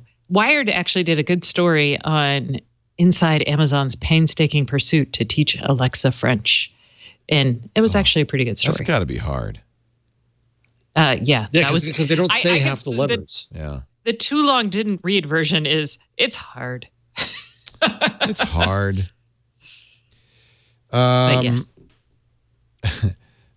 You'll love this one, Jeff. Murdoch-backed tech startup sinks into bankruptcy, saying it had been crushed by Google. Unlocked an Australian advertising startup. Lachlan Murdoch, an advertising startup, and Google wouldn't put it in the Play Store, saying that it violated the rules. So there you go. I don't think it takes Google to kill a startup. They're pretty weak. They're weaklings. Facebook bug sets 14 million users sharing settings to public. They fixed it. What about the Pixel 3 leaks? Should I trust those? I guess. What would you do? What would you do with that information if it were real? Literally nothing. So I have trust them then. phones. One my US, one my international. I left the international on the plane. Oh, Jeff. So which plane? Which airline? United. So I went down. I drove. I discovered a week later. I thought it was my briefcase. Oops, it's not there. So it was. God knows where it's gone around the world or wherever it's someplace else. So I go in. I'm driving to work. I go by Newark Airport. I go into Lost and Found. A woman comes out. Very nice woman. She says, "I got a lot of these Samsonite phones, but I can't find one. I didn't know Google ones." She thought they were all Samsonite. Samsonite? I wouldn't trust that. Are you running like Tile or something on it? No, I run, you can do the Android thing, but it's only if it's on, will it tell you where it is. Yeah. I used that the other day because I couldn't find my Pixel 2. And I looked for 2 days. and it had fallen down a crack in the bed, and I found it with the Find My phone, which was great, and it had still had 28%. But you're right. As soon as the battery's dead, you're out of luck. So you got to it's gone. So look within a couple of days. Jake had one of my old phones, so I got to go to Tel Aviv on Friday, so I'm having to FedEx it to me. I just got a new Fi chip. Well, the good news is Fi has expanded more phones to other phones. You can actually get some fairly inexpensive. One of them was $199. So this is a new gambit. So I just looked that up. The Moto G6 is $199. Yeah. On Best Buy, $199 if you it's unlocked. $199 if you activate today. $249 if you don't. So it's really unlocked at $249. And that's rude.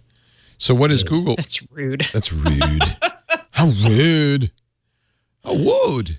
So what is Google selling? They're selling the Pixels, Moto G6, Android One, Moto X4, LG G7. Not anymore. What do you mean? They must have sold out. I'm looking at the Google store. There's just Pixels now. Oh no, but if you go Google Fi. Oh, you have to do it through Fi. If you go to Fi, and then let me try to see if I can buy the Moto G6. The G6 is a great phone. I mean, it's cheap, but it's certainly good enough for your so you can buy the Moto G6 $199 for 24 months. Oh no, $199 or $829 a month for 24 months. Yeah. With Fi. Well, that's what you want, Fi, right? Yeah, I'm just going to get my old phone comes back from Jake, then I'll use that. Or I say I'm going to Best Buy and buy a Moto G6. The G7 is very nice. I wouldn't get the V35. It's kind of big and clunky. But the G7 is really expensive. Coming soon, the two LGs. Yeah. The Moto X4 is not bad. Yeah, it's got better battery life. That's an Android One phone. It is? Really? Yeah, that's what they said. Oh, I didn't know that. That's interesting. Huh. It is. But you use it mostly as a phone, right? Well, internationally, I use it for all my data, mapping and all that stuff, so I don't get ripped off, and for tethering. Now is probably a good time to get a Pixel 2 XL. They're taking $150 off, so it's $700. But this is back to Stacey's point. Finally, so what do I do with this information about the Pixel 3? Is I anticipate getting the Pixel 3, so I'm not going to spend too much money now on anything. Yes, good point, and that will be probably October, this phone though. Become my backup international phone. Right. So when do you think? October? Yeah. October. That's when they usually come out. After Apple's announcement. Oh, did you see the Google Translate things you can download? That's pretty cool. So offline Google Translate. Oh, tell me about that. Yeah, Google this sucker. I think it's like 59 languages you can download to your device, so you can just do Translate even when you don't have a cloud connection. That is great. Wow. Awesome sauce. I have to say, having used both Google Translate and Microsoft's Bing Translate, I like the Bing Translator a little bit better. They have that instantaneously too, don't they? Yeah, it's offline as well. The Bing doesn't work as well. Bing is what Twitter uses. It's not as good, to my mind. Well, that's not the speech translation, though. I don't know. Oh, I see. I see. This is nice. So offline neural machine translations for 59 languages. Yeah, they just say neural, but... When I worked at the San Francisco Examiner, we used a CMS called SII, Systems Integrators, and they had a standalone terminal. I'm going to get to a point, believe it or not, where it was just considered the most rock star, amazing coding that somebody managed to get hyphenation and justification onto the terminal locally. This was just phenomenal. Oh, it does it all that you could do that, right? And now you can store 59 languages in translation and all this crap on your phone. In your pocket. Come a long way, baby. Yeah. Yep. And by the way, you still can't do hyphenization on an Android device. So maybe that was just a hard. So Facebook's they're hard. Hyphens are hard. Hyphens are very hard. Facebook memories, yeah. Fire TV Cube. I did order one of these. This is going to be interesting. Amazon has announced this thing with infrared coming out of all the sides. So you put this in your cabinet with all your other gear for your TV, and it can control them with the voice, with the echo. So now, does this control things like your what's the word that I'm looking for? Your TiVo, cable box, your cable box, your TV, your Roku, your cable box, everything. So the idea is it's kind of like what Logitech does. Receiver, That's yes. the word. Anything you can turn on, off, or on with your infrared remote.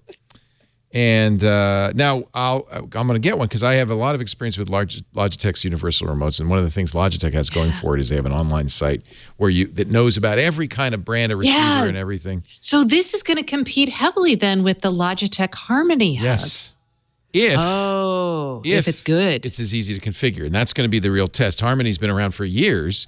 So Logitech and it's easy to configure. Yeah, it's a massive database, and you just go online and you say, if you want to watch, World Cup soccer, you have to turn on the satellite dish, you have to turn on the receiver, you have to go to HDMI 1, you turn on the TV, set the cable box to. You have to do all of that stuff, and then it will show up. If it can do that, man, that's going to be. Anyway, I have one on order. It should be. It's $100. Say again. How much is it? Well. Right now it's $120. If you'd ordered it right away, $90 for Prime members, but just in the first 2 days. So that's why I ordered it immediately. Okay. Well, let me know I will let you know. Although Harmony's $100, and it also works with Google. Yeah, and it's great. So I don't know how good is the Google integration for you? The Google Harmony integration is terrible. I had to create my own routine. That's right. Because it's where you're like, Google, ask Harmony to do something. And then a separate voice is like, hello, I'm Harmony. How can I help you? Well, and you're like, shut up. Turn on my television. Considering this comes from Amazon, I'm hoping that will be a little bit better, a little tighter integration. Do you have your Fire TV? Do you have a Fire TV? I'd be curious how it compares to a Fire TV. It is a Fire TV. Okay. Then the same experience. Never mind. Yeah, it is basically a Fire TV with this additional remote stuff. Got it. Oh, this is great. We're just whipping through this stuff. Content or? Content. Oh. Content. Aren't you glad you don't live in Tanzania? Yeah. We have a story about Tanzania? Hold on. Yes, we do. Where is the Tanzania story? An irritating, angry. I will tell you everything you need to know right now, Stacey Higginbotham. Oh, okay. Oh, I see it. Dar es Salaam. I've always wanted to say that. Tanzania. Dateline, Dar es Salaam. Tanzania has ordered all unregistered bloggers and online forums to suspend immediately or face criminal prosecution. And the cost of registering your blog? $900 for a license, which is an interesting number since that's also the number of per capita annual income in Tanzania. So a year's salary to run a blog. Otherwise, they're coming for you.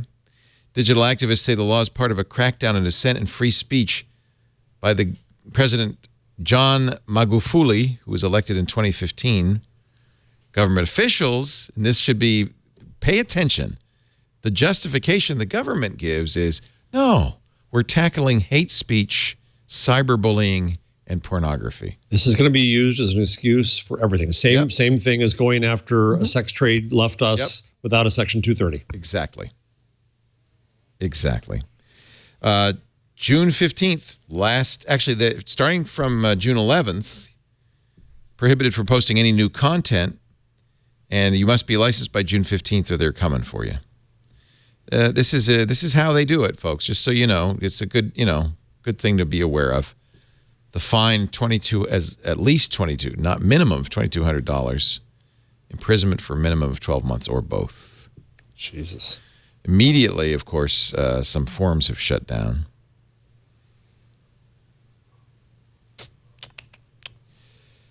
I didn't know there was a group called Reporters Without Borders. Oh, yes. Mm-hmm.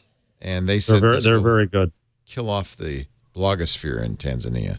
Yep. And I think a lot of people say, well, big deal. What do we need blogs for? Free speech in places where the government controls the news organizations. Right. And here's some good news.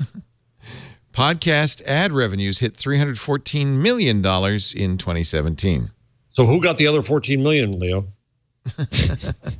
Well, it wasn't me. That's up, by the way, 86% from 2016. Jeez. But I got to tell you,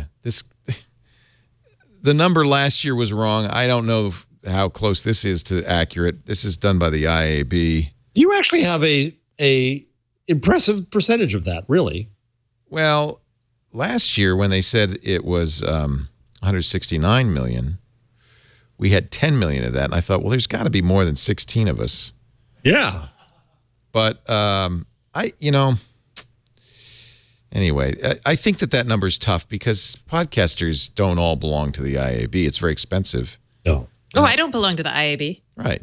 I don't belong to the IAB. Why would you? Because I'll tell you why we've looked at it, but it is really expensive. I can't remember what it's going to cost, but we're going to do it because we want representation. Because the IAB, unfortunately, it's the Interactive Advertising Bureau. It's the equivalent of the RAB for radio. And what is the magazine version of this? It's I forget. Similar, but the idea, it's the CAB, I think. But it's the same idea, which is the Circulation Ad Bureau or something like that. Oh, yeah. It's the idea is it's really advertisers that put this together. And so a lot of advertising agencies use IAB boilerplate contracts and standards. And many of the terms in the IAB contracts are death to podcasters.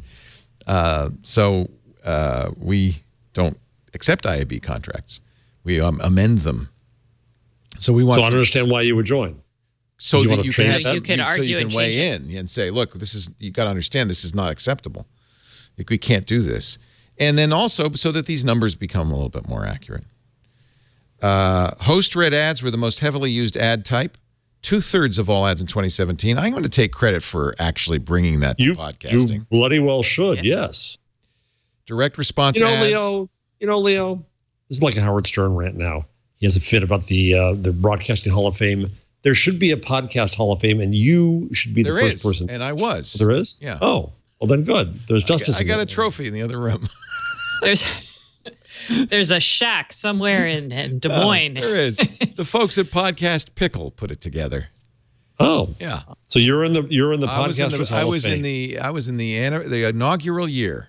Yay! Well, that's justice. That should along be, with appropriately Adam Curry, right? And I don't remember who else. Maybe I don't know. I think Mark Maron is in there. Adam Carolla, Dave Weiner should be. He really created the code that made it possible. Host-read ads, direct response ads. We were just talking about this. Transacted on a cost per thousand basis. Majority of campaigns. Brand awareness ads, 29%. That's actually that's very good. Oh, Lord, I don't know any of the current inductees. Into the Podcast Hall of Fame? Yes, if you look up Academy of Podcasts. So it happens. Chemda, Keith and the Girl. Yeah, Keith and the Girl have been doing this forever. Dave Jackson, School of Podcasting. So really what happens after year 5 Never mind. is you kind of run. It's not like the Rock and Roll Hall of Fame where you've got a deep list of people, or the Baseball Hall of Fame, a deep list of people ready and willing to assume the role. But Keith and the Girl have been doing, they deserve it. They long time. I don't know Dave. He's an award-winning podcaster. Oh, Father Roderick, of course. He's been doing it as long as I have. He's been around a long time. The Radio Adventures of Dr. Floyd. He's been doing it the same. These are all early people. Pamela Gay, great. Yeah, these are all good. These are all good winners. Okay, Scott Johnson, Frog Pants. Past inductees.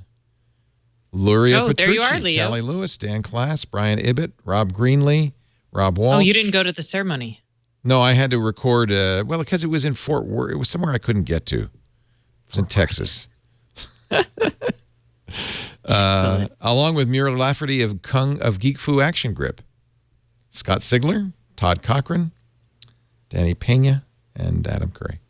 So I guess Dave Weiner has not won yet, so I'll have to nominate him. Because Dave did podcast, but he was never kind of a regular podcaster. Well, no, and he's in the Hall of Fame because he created podcasting. Well, exactly. He should be one of those Lifetime Achievement Awards. Yeah.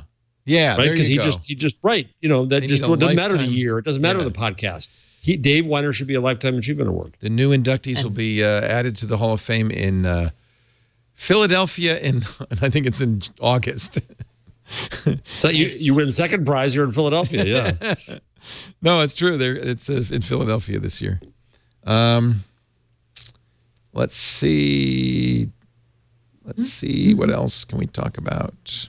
Oh, there was some other stuff. Oh, yeah. Here's a good one. Plume, which I use. This is the one I want that's Stacey right. to talk about. I like Plume. And still like them? now, that's the story I wrote 2 years ago. So you actually need the Verge story, which is below it, talking about the $60 fee. yeah. So I use Plume along with Eero in my house. I've spent a lot of money. I have 12 Plume units. Dear God. Well, you're supposed to put one in every room. I mean, it really is. Are they a sponsor or was... They are not. Eero is a sponsor. Now, remember, Plume took a big investment from our favorite company, Comcast. And when you get Xfinity's Wi-Fi solution, you get Plume pods to extend it. Only if you need to extend it, yes. Yeah, and you call it actually have to Xfi. purchase them. Oh, you don't get them. You buy them. Yes. So if you have crappy Wi-Fi, you call them up, you complain, and they're like, I can offer you this for, I don't know how much it is, $39, I think. Plume has added a new router, a tri-band, bigger router than the little ones. I'll probably buy that, but you have to pay $60 a year to keep it active. And this is the thing that's most offensive. If you don't pay the subscription, it stops working. Well, so if you pay the subscription, you buy the 3-pack for $40. You get a deal. Yeah. Right. So basically, the original is $180. So 40 plus 120 gets you basically two years. 2 free years. But on year 3, if you don't pay, they brick that hardware, which I think they should not do. I do think that they're justified in charging. Eero has a optional subscription service for additional features. Well, I don't understand why this is not hardware like you put in your home. It's not like your old-fashioned router where you buy it, you plug it in, and you're done. But all of these new mesh services are constantly updating with firmware, and they claim constantly modifying their behavior to adjust to your network. And so does my Chromebook. Okay, hold on, you guys. Let's talk about this for a little bit. So what Plume offers is slightly different than what Eero and some other guys offer. All of their intelligence and all of their routing happens in the cloud. So they are actually constantly pulling data from these things about the devices trying to connect and the state of your network, and they're optimizing that literally on the fly. So think about that. So they're also... So even my Microsoft laptop had new printer drivers. Well, you also get parental controls. You get additional security features. There's stuff you're getting that you could conceivably subscribe to from other people. Stacey. Keep going. And you could still get that from, Eero offers a subscription. The challenge for a company like Plume is they're actually making a very different case. They're trying to take Wi-Fi and turn it into more of a service. And this has always been their case, which is why 2 years ago I was like, oh, hey, they're going to charge people for this, because I knew that was where they wanted to go. They're actually licensing their stuff to ISPs like Comcast.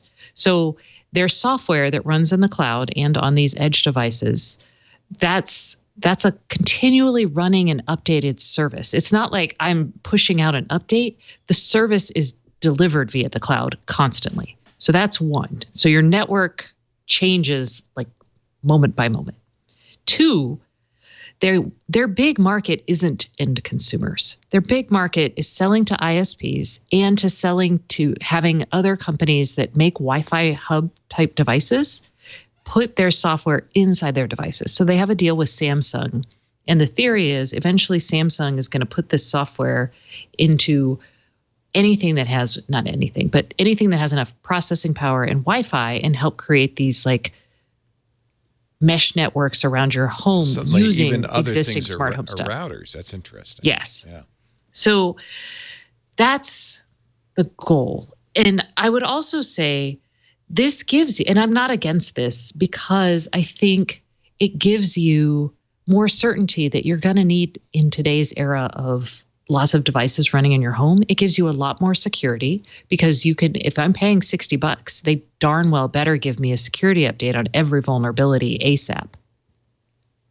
I think for most of your audience, Leo, they're going to hate this because they're smart enough and they deal with their own stuff.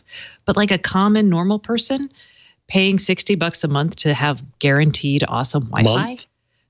A year. Sorry, $5 a month. $6 a month. Well, what's interesting is the website has kind of changed the language. It now says not buy Plume, but join Plume. Yeah, they're really acting like you're really subscribing to a service that happens to have some associated hardware. Now, as an existing Plume guy, I don't think I have to worry about this, right? I'm grandfathered. No, somebody said, "Oh, really?" Yeah. I thought one of the stories said They changed it. They got clear. The Verge originally reported that, and they came back with clarification. The Verge was like, "Oh, okay." So the Verge. One of the many things I hated my cable company for before I got Verizon was that they rented me the damn router. Yeah. Right. And forever and long after I paid them off for it. Right. So we finally got freed from that. Just like the old telephone, we had to rent our telephones. This is something consumers have had to do, but they hate. Yeah. I mean, I think it's going to, Comcast modem fees are $11 a month. Right. But you know what? People paid for it. People continually pay for it. A lot of people do not go out and buy their. No, and it's not the AOL people. It's normal people who just are like, screw it. It's all part of that. I mean, I know we in the tech press get so aggravated by it, but, most people don't think about it. So. I pay for the Euro. That's a kind of awful business model, isn't it? No, I don't think so. I think it's just because your expectations are conditioned by what a router used to be. This is a different thing now. Think about your Linksys or TP-Link router. Somebody in the chat room was saying, isn't this like it's a half-baked product? And I say no, because they're continually, routers are continually being targeted now as great devices to hack. And they're look at VPN filter. The vulnerabilities are everywhere. Yeah. So having somebody who's willing to upgrade that and do it very proactively, I think is a really important thing that I probably won't pay for Plume service because that's my IoT network. It's a separate network from the Eero, but I do pay for Eero Plus, which is a similarly priced product that gives you all sorts of additional security services. It's kind of like OpenDNS and services like that. So I think Eero Plus is Eero Plus is $10 a month. Is it? Oh. Yeah, so it's actually it's twice that. Let me make sure before I say that. I don't. Because I looked at buying it, and I was going to buy it, and they have 1Password and VPN services as part of it. Yeah, so it has EncryptMe, 1Password, malware bites. You get advanced security, prevent access to sites that host a month. malicious content or viruses. You get ad blocking. So that's network-wide ad blocking.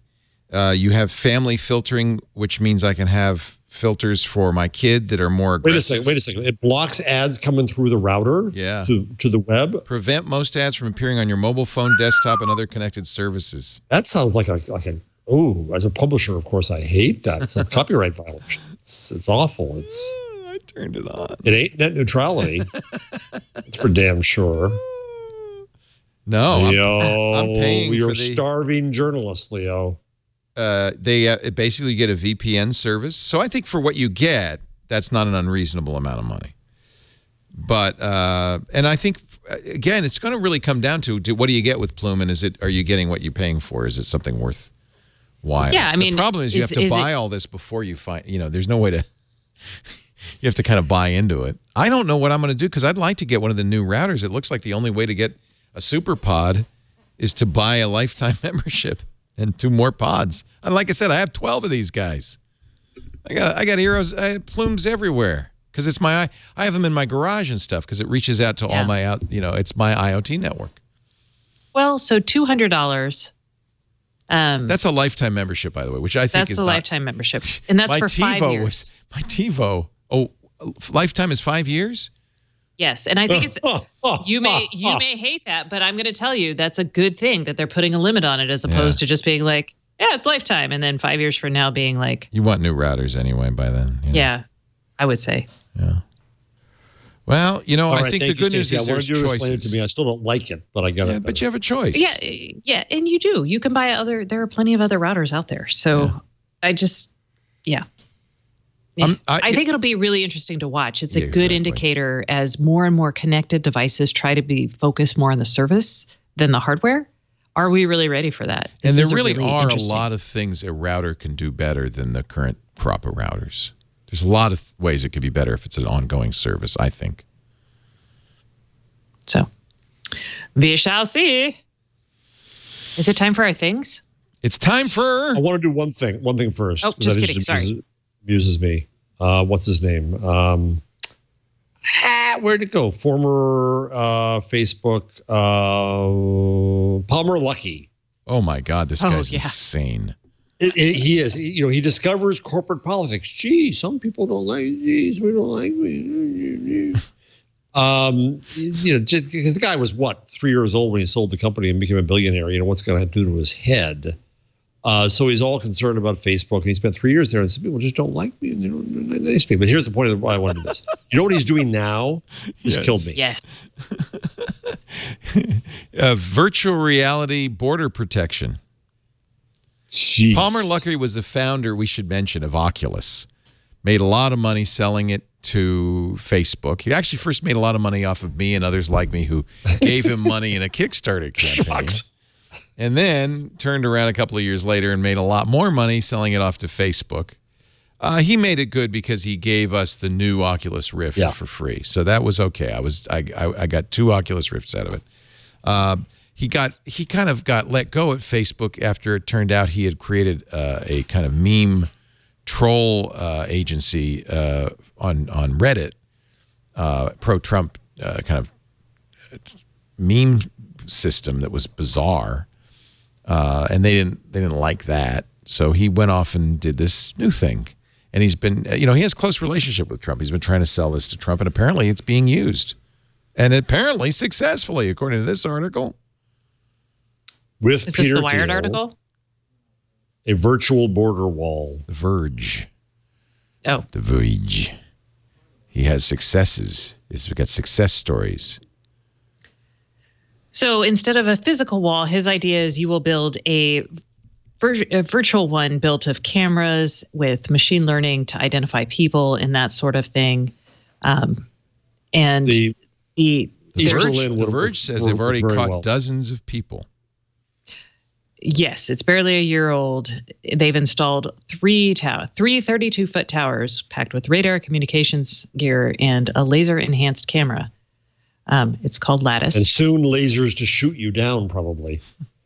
Well, so that's the question. And separate you from your baby. So it's being tested on private property right now. Right. So, but there's a lot of interest. Over a 10-week span, Anduril, that's the name of its security towers, it's probably something out of Middle Earth, right?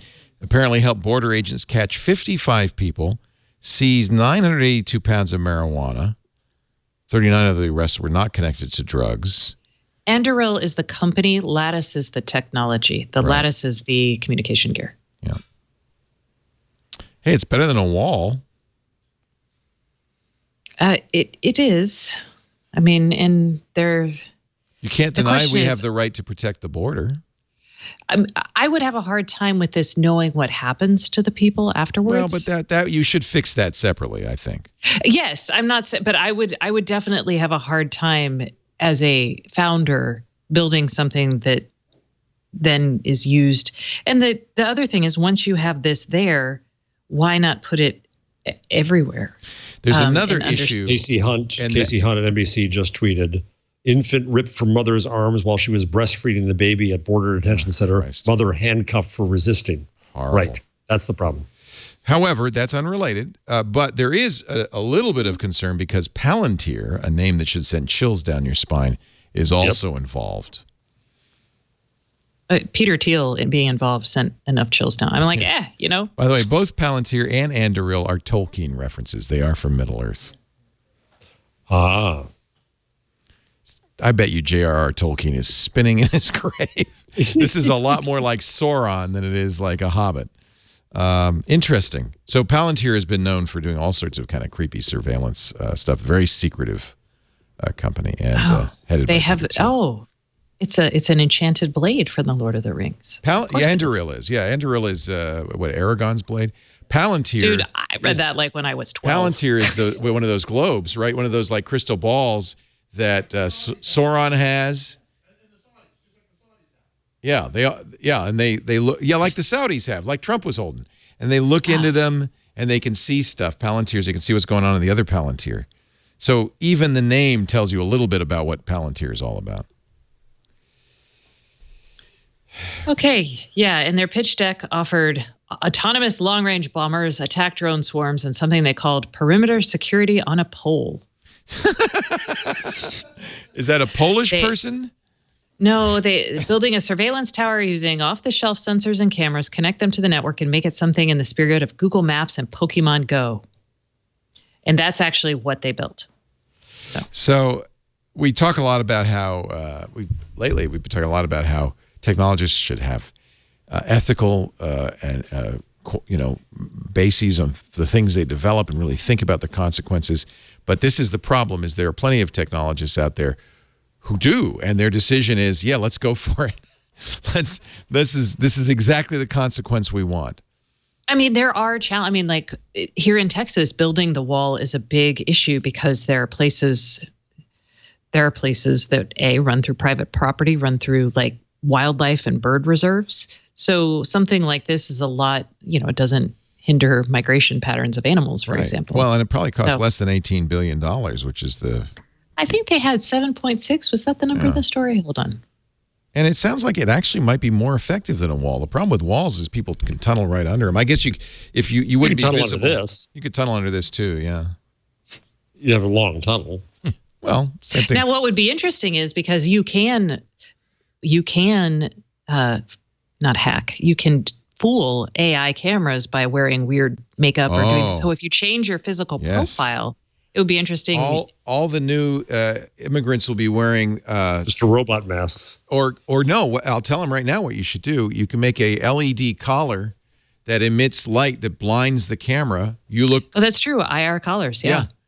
Everything looks normal to you. Everything's going fine. You're wearing a strange necklace, but other than that, and you're completely invisible to the camera. And you know what, Jeff? Stacey, let's start a business making those. Yeah. That's going to be huge. Them in Mexico. Not just everybody will want to wear one of these so that the face recognition stuff doesn't work. Okay, this is your first affiliate commerce deal. This is brilliant. But then you have to walk funny because there's also gait analysis. So every morning you have to have a new walk. Well, there's the funny. Hence, we play the video of the Funny Walk Association. Yes. Come on, Carson, you can find that. Where is it? Andy in Germany Ministry says, of Silly Walks. Yeah, it's a Monty Python bit. Andy in Germany says the LEDs do not work. Yeah, I think it's IR, isn't it? Yeah, it's infrared. Colleen, our old chief engineer, was going to make one of these for me. She's now working at Facebook. Yes, there's a silly walk. So you do that, so the gait analysis won't work. You wear one of these infrared beaming necklaces, and you just look like a strange, silly, glowing ball. And what are they going to do? Shoot you? Probably. Yeah, probably. They'll just send people. Just send people. Soon they'll make those collars illegal is what they'll do. Stacey Higginbotham, do you have a pick this week? I do. I just did a review of the camera that we have talked so much about. It's moving. Oh, mine's on order. Oh, I have 3 and I love it. So on the website, I show videos of it doing things. It's hard to do without a stable base for it to sit on. I can fire it up on my phone. Here we go. Hold on. All right. Well, I just want to show you it moving around. Yeah, put your microphone next to it, too, because there is a little bit of mechanical noise. Wait, but you don't see it, do you? Oh, this is the wrong camera. I'm an idiot. Okay. Da-da-da. Okay, microphone. I would never say that because you'd punch me. I'll show you while she's setting that up here. There it is. This is the view. I can double tap it to go full screen of my office just in the other room. And what's cool about this is you can zoom in, you can pan, tilt, and zoom just with your finger, which is really cool. Or you can use the controller. It does a patrol. It's $30. This thing is amazing. And it stores like 2 weeks on the cloud? Yeah. 2 weeks for free on the cloud. For free. You can have a pan scan, which I turn that on and it'll automatically patrol.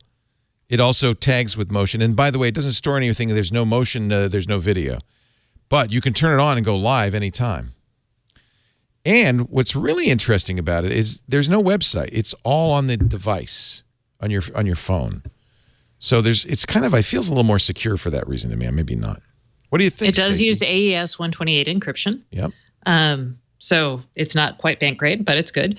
And yeah, I love it. I think it's For $30. super fun. Yeah, I wouldn't use it like all internet connected cameras. When I talked about it, I was like, I have two places where I could see this being useful. One is in my garage, because when my garage door is like, help, I've been open too long. I want to be able to see what's happening before I close it, because I keep closing it on my husband. And then this is very thoughtful of you. Isn't it? And $30, that feels reasonable. Although I don't need this one. I could use a $20 one for that. And then the other use case is when we're out on vacation, just sticking it in my house. The thing I don't like about it is there is no privacy. You can't actually turn it off. Yeah, the light. So that's what I like about the lighthouse. When either Lisa or I are home, there's no camera. Otherwise, she does not like the idea of having a camera in the house. She won't accept it. So I can't put this in the house, for instance. And that's it panning all around. And I was just showing how it's 15 frames per second in the day and 10 at night. So it's not like, woo, but it's good enough for $30. I'll show you. I got it for the cat problem I discussed last week. Yeah. See what your cat's doing. And people were very nice on Twitter. No, she doesn't have an infection. She probably has a balance problem and gets confused in the box. Let me show you one of the things. So this is a view of my office from a distance. We're going to zoom in a little bit, which will degrade the picture. It's actually a better quality than that. But you mentioned, Stacey, the 15 frames. I don't think the motion is a big issue. And I can zoom in. There's a license plate. Watch this. Oops, I got to take. Come here, camera. You're going the wrong way. Go the other way. I'm trying to control it with my finger. Come on, camera. Come on. Stop it. There you go. I can zoom in. There's a license plate. There. Whoop. I got to turn off the pan and scan and zoom out again so I can find it. But there's a license plate that's at the end of the range I can read. So let me show you. I mean, it's way, way far away, but this is enough resolution that if I zoom in, God damn it. Yeah, flip your phone to the side. We can then see the whole image. Oh, yeah, you're right, of course. What am I thinking? Come on, go full screen. Huh? Do you have it in portrait mode? I probably have it turned off that I can do that. Hold on. Go back. Somebody brought this up in the chat room. I don't know if this is true, but I have no reason to doubt them. They say that the Wyze Cam 2.0 has a 40 character limit on your password, which mine is sub 40 characers, but I would not buy this and have to change all of my device passwords. Fine. So I'm really sorry about that. There is a license plate. Pretty far. It zooms away. Pretty far away. I have to say, it's got time, date, stamp. I think it's. You can turn off all that automatic stuff, right? Yeah. Yeah, you can turn off the automatic panning and all that stuff. I like that, but yeah, for your cat, you don't want to do that. You want to keep it pointing where it's pointing. Yeah, no, you just would set on motion alerts, I assume, for you. Right. And if you pop an SD card in there, it'll just. Yeah. It also, somebody on Reddit was complaining, hey, I see it pinging China. And what I like is the developers were very responsive. They get right on and they said, yeah, on an Android phone, because there's no notification system. On the Apple phone, we use Apple's notification system. On the Android phone, we have a paid service that happens to be out of China that does those notifications for you. So that's why. But the video is not sent to China. Right. Leo, does it have multiple camera views on the app? I only have one camera because I gave my other camera away. So, I haven't set up the other ones. I would assume so, but I don't know. That's a good question. Why wouldn't it? I never assume anything. Yes, it does, and I'll tell you why. It does because. So I'll show you. There's a devices page. Right now, I only have one thing in it, which is a named camera. Oh yeah, okay, but I can have more cameras there. Yeah, so it's in the devices page. You can choose. And I don't know what the limit is, but I'm sure it's a few. You can see history of notifications. The main thing is the price. I mean, there are probably, this is probably the Lighthouse is probably a better deal. Not a better deal, a more powerful device, but it's a lot more expensive, and you have to pay a monthly fee for subscription. There's no monthly fee for this, which is amazing to me. Stacey, on yours, I didn't see the wire going to the electric plug. Yeah, there is. It's because it's on a white countertop. Oh, I see. Okay.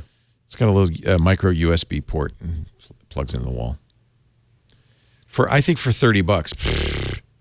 Somebody said, HiWeb saying he has 4 cameras on one app. So yes. Well, someone's saying that these should not be considered for security because of their 5-minute cooldown. I don't know. I don't know what Missing's talking about. What that 5-minute means. Cooldown. No Missing, idea. you'll have to explain more things. Say more. So yeah, this just seemed like a really fun thing. I would not keep it running all the time, but you sold one last week. Woo! Yeah, and sold at 3. a 1% commission, 3 cents. Well, but you could have, Stacey. I could have bought it through you or you, Leo. Yeah. Yeah, I'm like, yeah. I don't want to for spend a 4th week on the cruise. This is why I'm not rich. I'm not spending time thinking about monetization particularly. I'm just trying to keep my head above water. Jeff Jarvis, you have a number for us? So I just no, not really. So I'm going to fake this one. So I was going through links today, and I saw that already Search Engine Land is gearing up to be writing about the Google 20th anniversary. Oh 20 my years God, when's that going to be? Later this year. So we're going to have the endless birthday festival of Google. But I did say, 2 decades of Google, man. That's hard to believe. That's amazing. A lot. But still, in Gutenberg time, it's only 1470. It's nothing. What would we have done if there had been no Google? We'd still be using Alta Vista. Mine is not something I necessarily recommend, but I think it's kind of interesting. If you're Encyclopedia Britannica, you're really wondering, what do we do in the 21st century? There's this free thing called Wikipedia that in many cases actually is better and more up to date than Encyclopedia Britannica. Yet Britannica has for years, generations, been considered the kind of definitive keeper of truth. So they've made they're going to make some big bucks on this. A Chrome extension called Britannica Insights. And as you're in your search, as you're looking around on the right, you'll get a new knowledge graph with Britannica content. So this is, I guess, in addition to the Google. Shall we search for something and see? Let's see. Let's look for Macedonia, because Macedonia is about to rename itself because of the Greek. There's the Britannica Insight above the knowledge card from Google. So if I want to learn more about Macedonia, in addition to the Wikipedia entry, it's a good way to kind of make their assertion. You can at least compare the two. It's free. Britannica, Wikipedia. Britannica, Wikipedia. There's a little tip for you, something to add to your Chrome. Everything in the cause of truth. Yeah, I think that they probably saw this as an opportunity to jump on the truth bandwagon. Jeff Jarvis is say it again. All right, we're going to take a deep breath here. I am the Leonard Tao Professor for Journalistic Innovation at the Craig Newmark Graduate School of Journalism at the City University of New York. And I am also the director of the Tao Knight Center for Entrepreneurial Journalism there. Can we put that? There's his blog post on Medium. Can we put that in his lower third? Can we fit that? You just have a scroll. Tiny. Oh, there you go. Constant scroll.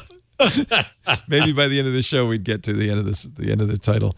He is also a blogger, buzzmachine.com, author of many a great book, including. And as I always point out, co-host of This Week in Google, a very proud thing for me. Very important. Finally, at the end of the show, I have a decent picture. Yeah, look at that. You look real. I finally do. Oh, what happened? I know this. I feel like I'm egotistical, always pointing at one picture, but I always look so effing weird. Have you been tweaking it there? And awful. I tweak as it goes awful. Well, the sun is down. It looks and Stacey, meanwhile, is in the dark. She's like in the suicide place. She still looks good, though. Stacey always looks good. No. It's all right. The show's over, Stacey. There's no point. Like she's drawing the blinds. There we go. The blinds. No, it's not dinner time for me. It's dinner time for you and Stacey, though, on the East Coast. That's right, yeah. Stacey. What do you have? Wait, Stacey. What do you have for dinner? Tamales. Ooh. Oh, homemade? No. You got a store you go to? It's not Christmas season. What does one serve with tamales? Guacamole. Ooh, yum. Salsa and queso. I also have a blueberry spinach salad. Gosh, I love it when they mix the fruit in with the salad, the sweet and the savory. I love that. I like a watermelon feta salad. That's so good. Ooh, that is good. Isn't that good? Maybe a little bit of microgreens thrown in there. I'm rereading Anthony Bourdain's Kitchen Confidential. And now I never want to eat out again. And then his follow-up book I want to read as well. I never got on the Bourdain train, but he really was a great writer. And I loved watching the show when I did. The problem is it was on and off, but I just... Well, the good news, Netflix has decided it was going to go down, and they're going to keep it on indefinitely now. Great tribute to... Because it wasn't about the food. It was about people. It was about people, about travel. Openness to cultures. Yeah, which is why I can't believe that I wasn't a regular viewer. But I will be. I'm going to go back through them all. So sad. It's too sad for me now. Well, this whole mental health thing, it's, if now reading Kitchen Confidential with that in mind, you can see the periods of ups and downs. He probably was undiagnosed bipolar. His addiction. And yeah, you can see it. It's very sad. Ladies and gentlemen, Stacey's at Stacey on IoT.com. Subscribe to her newsletter. Listen to her podcast with Kevin Toffel. Tweet at her at GigaStacey. Buy things from her. Buy things from her as soon as her affiliate links are active. Stacey store. I was about to say, it's not going to be my store. It's going to send you to Amazon. I like the Stacey store. Yeah. No, you can do, Stacey, look into it. You can do an Amazon store. Your Amazon store. Yeah. Oh, they have all these things you can do with that. Oh. You could have Stacey store. Oh, my God. Someone just put in the chat room, tamales in a can. Oh! Sorry. Oh. No, chat room. Oh, you're poisoning her. That look, we have to get a screenshot of that look. They're from Walmart. That was the tamale look. Hormel tamales, beef and chili sauce. Good. Lord. If you live in Austin, this would be a crime. Yes. Oh, thank you, Marsworm. Or Marsworm. Marsworm. You grew up on those or you threw up on those? Both. I did. I don't know. Ladies and gentlemen, thank you so much for being here this week in Google, the wide-ranging, ever-changing show about nothing. Another show is in the tamale can. The show is in the tamale can. We do this. Jeff, I think we should buy the can and taste test them. What have I done to you, Stacey? Queso. You've proven yourself ready to die. I think these would be amazing dipped in Chipotle queso. Exactly. I'm sorry, Leo. You were trying to end the show. Truth is, anything would taste good dipped in queso. You could dip shoe leather in queso. It'd be fabulous. Not Chipotle queso. Not Chipotle. Real queso. We do this show every Wednesday afternoon, 1:30 Pacific, 4:30 Eastern, 20:30 UTC. Come by and say hi. Join us at twit.tv/live. There's live on demand, live video and live audio. If you do watch live, chat live at irc.twit.tv, but you can also watch on demand anytime at twit.tv/twig or wherever finer podcasts are aggregated. Thank you for joining us, and we will see you next time on This Week in Google. Bye-bye.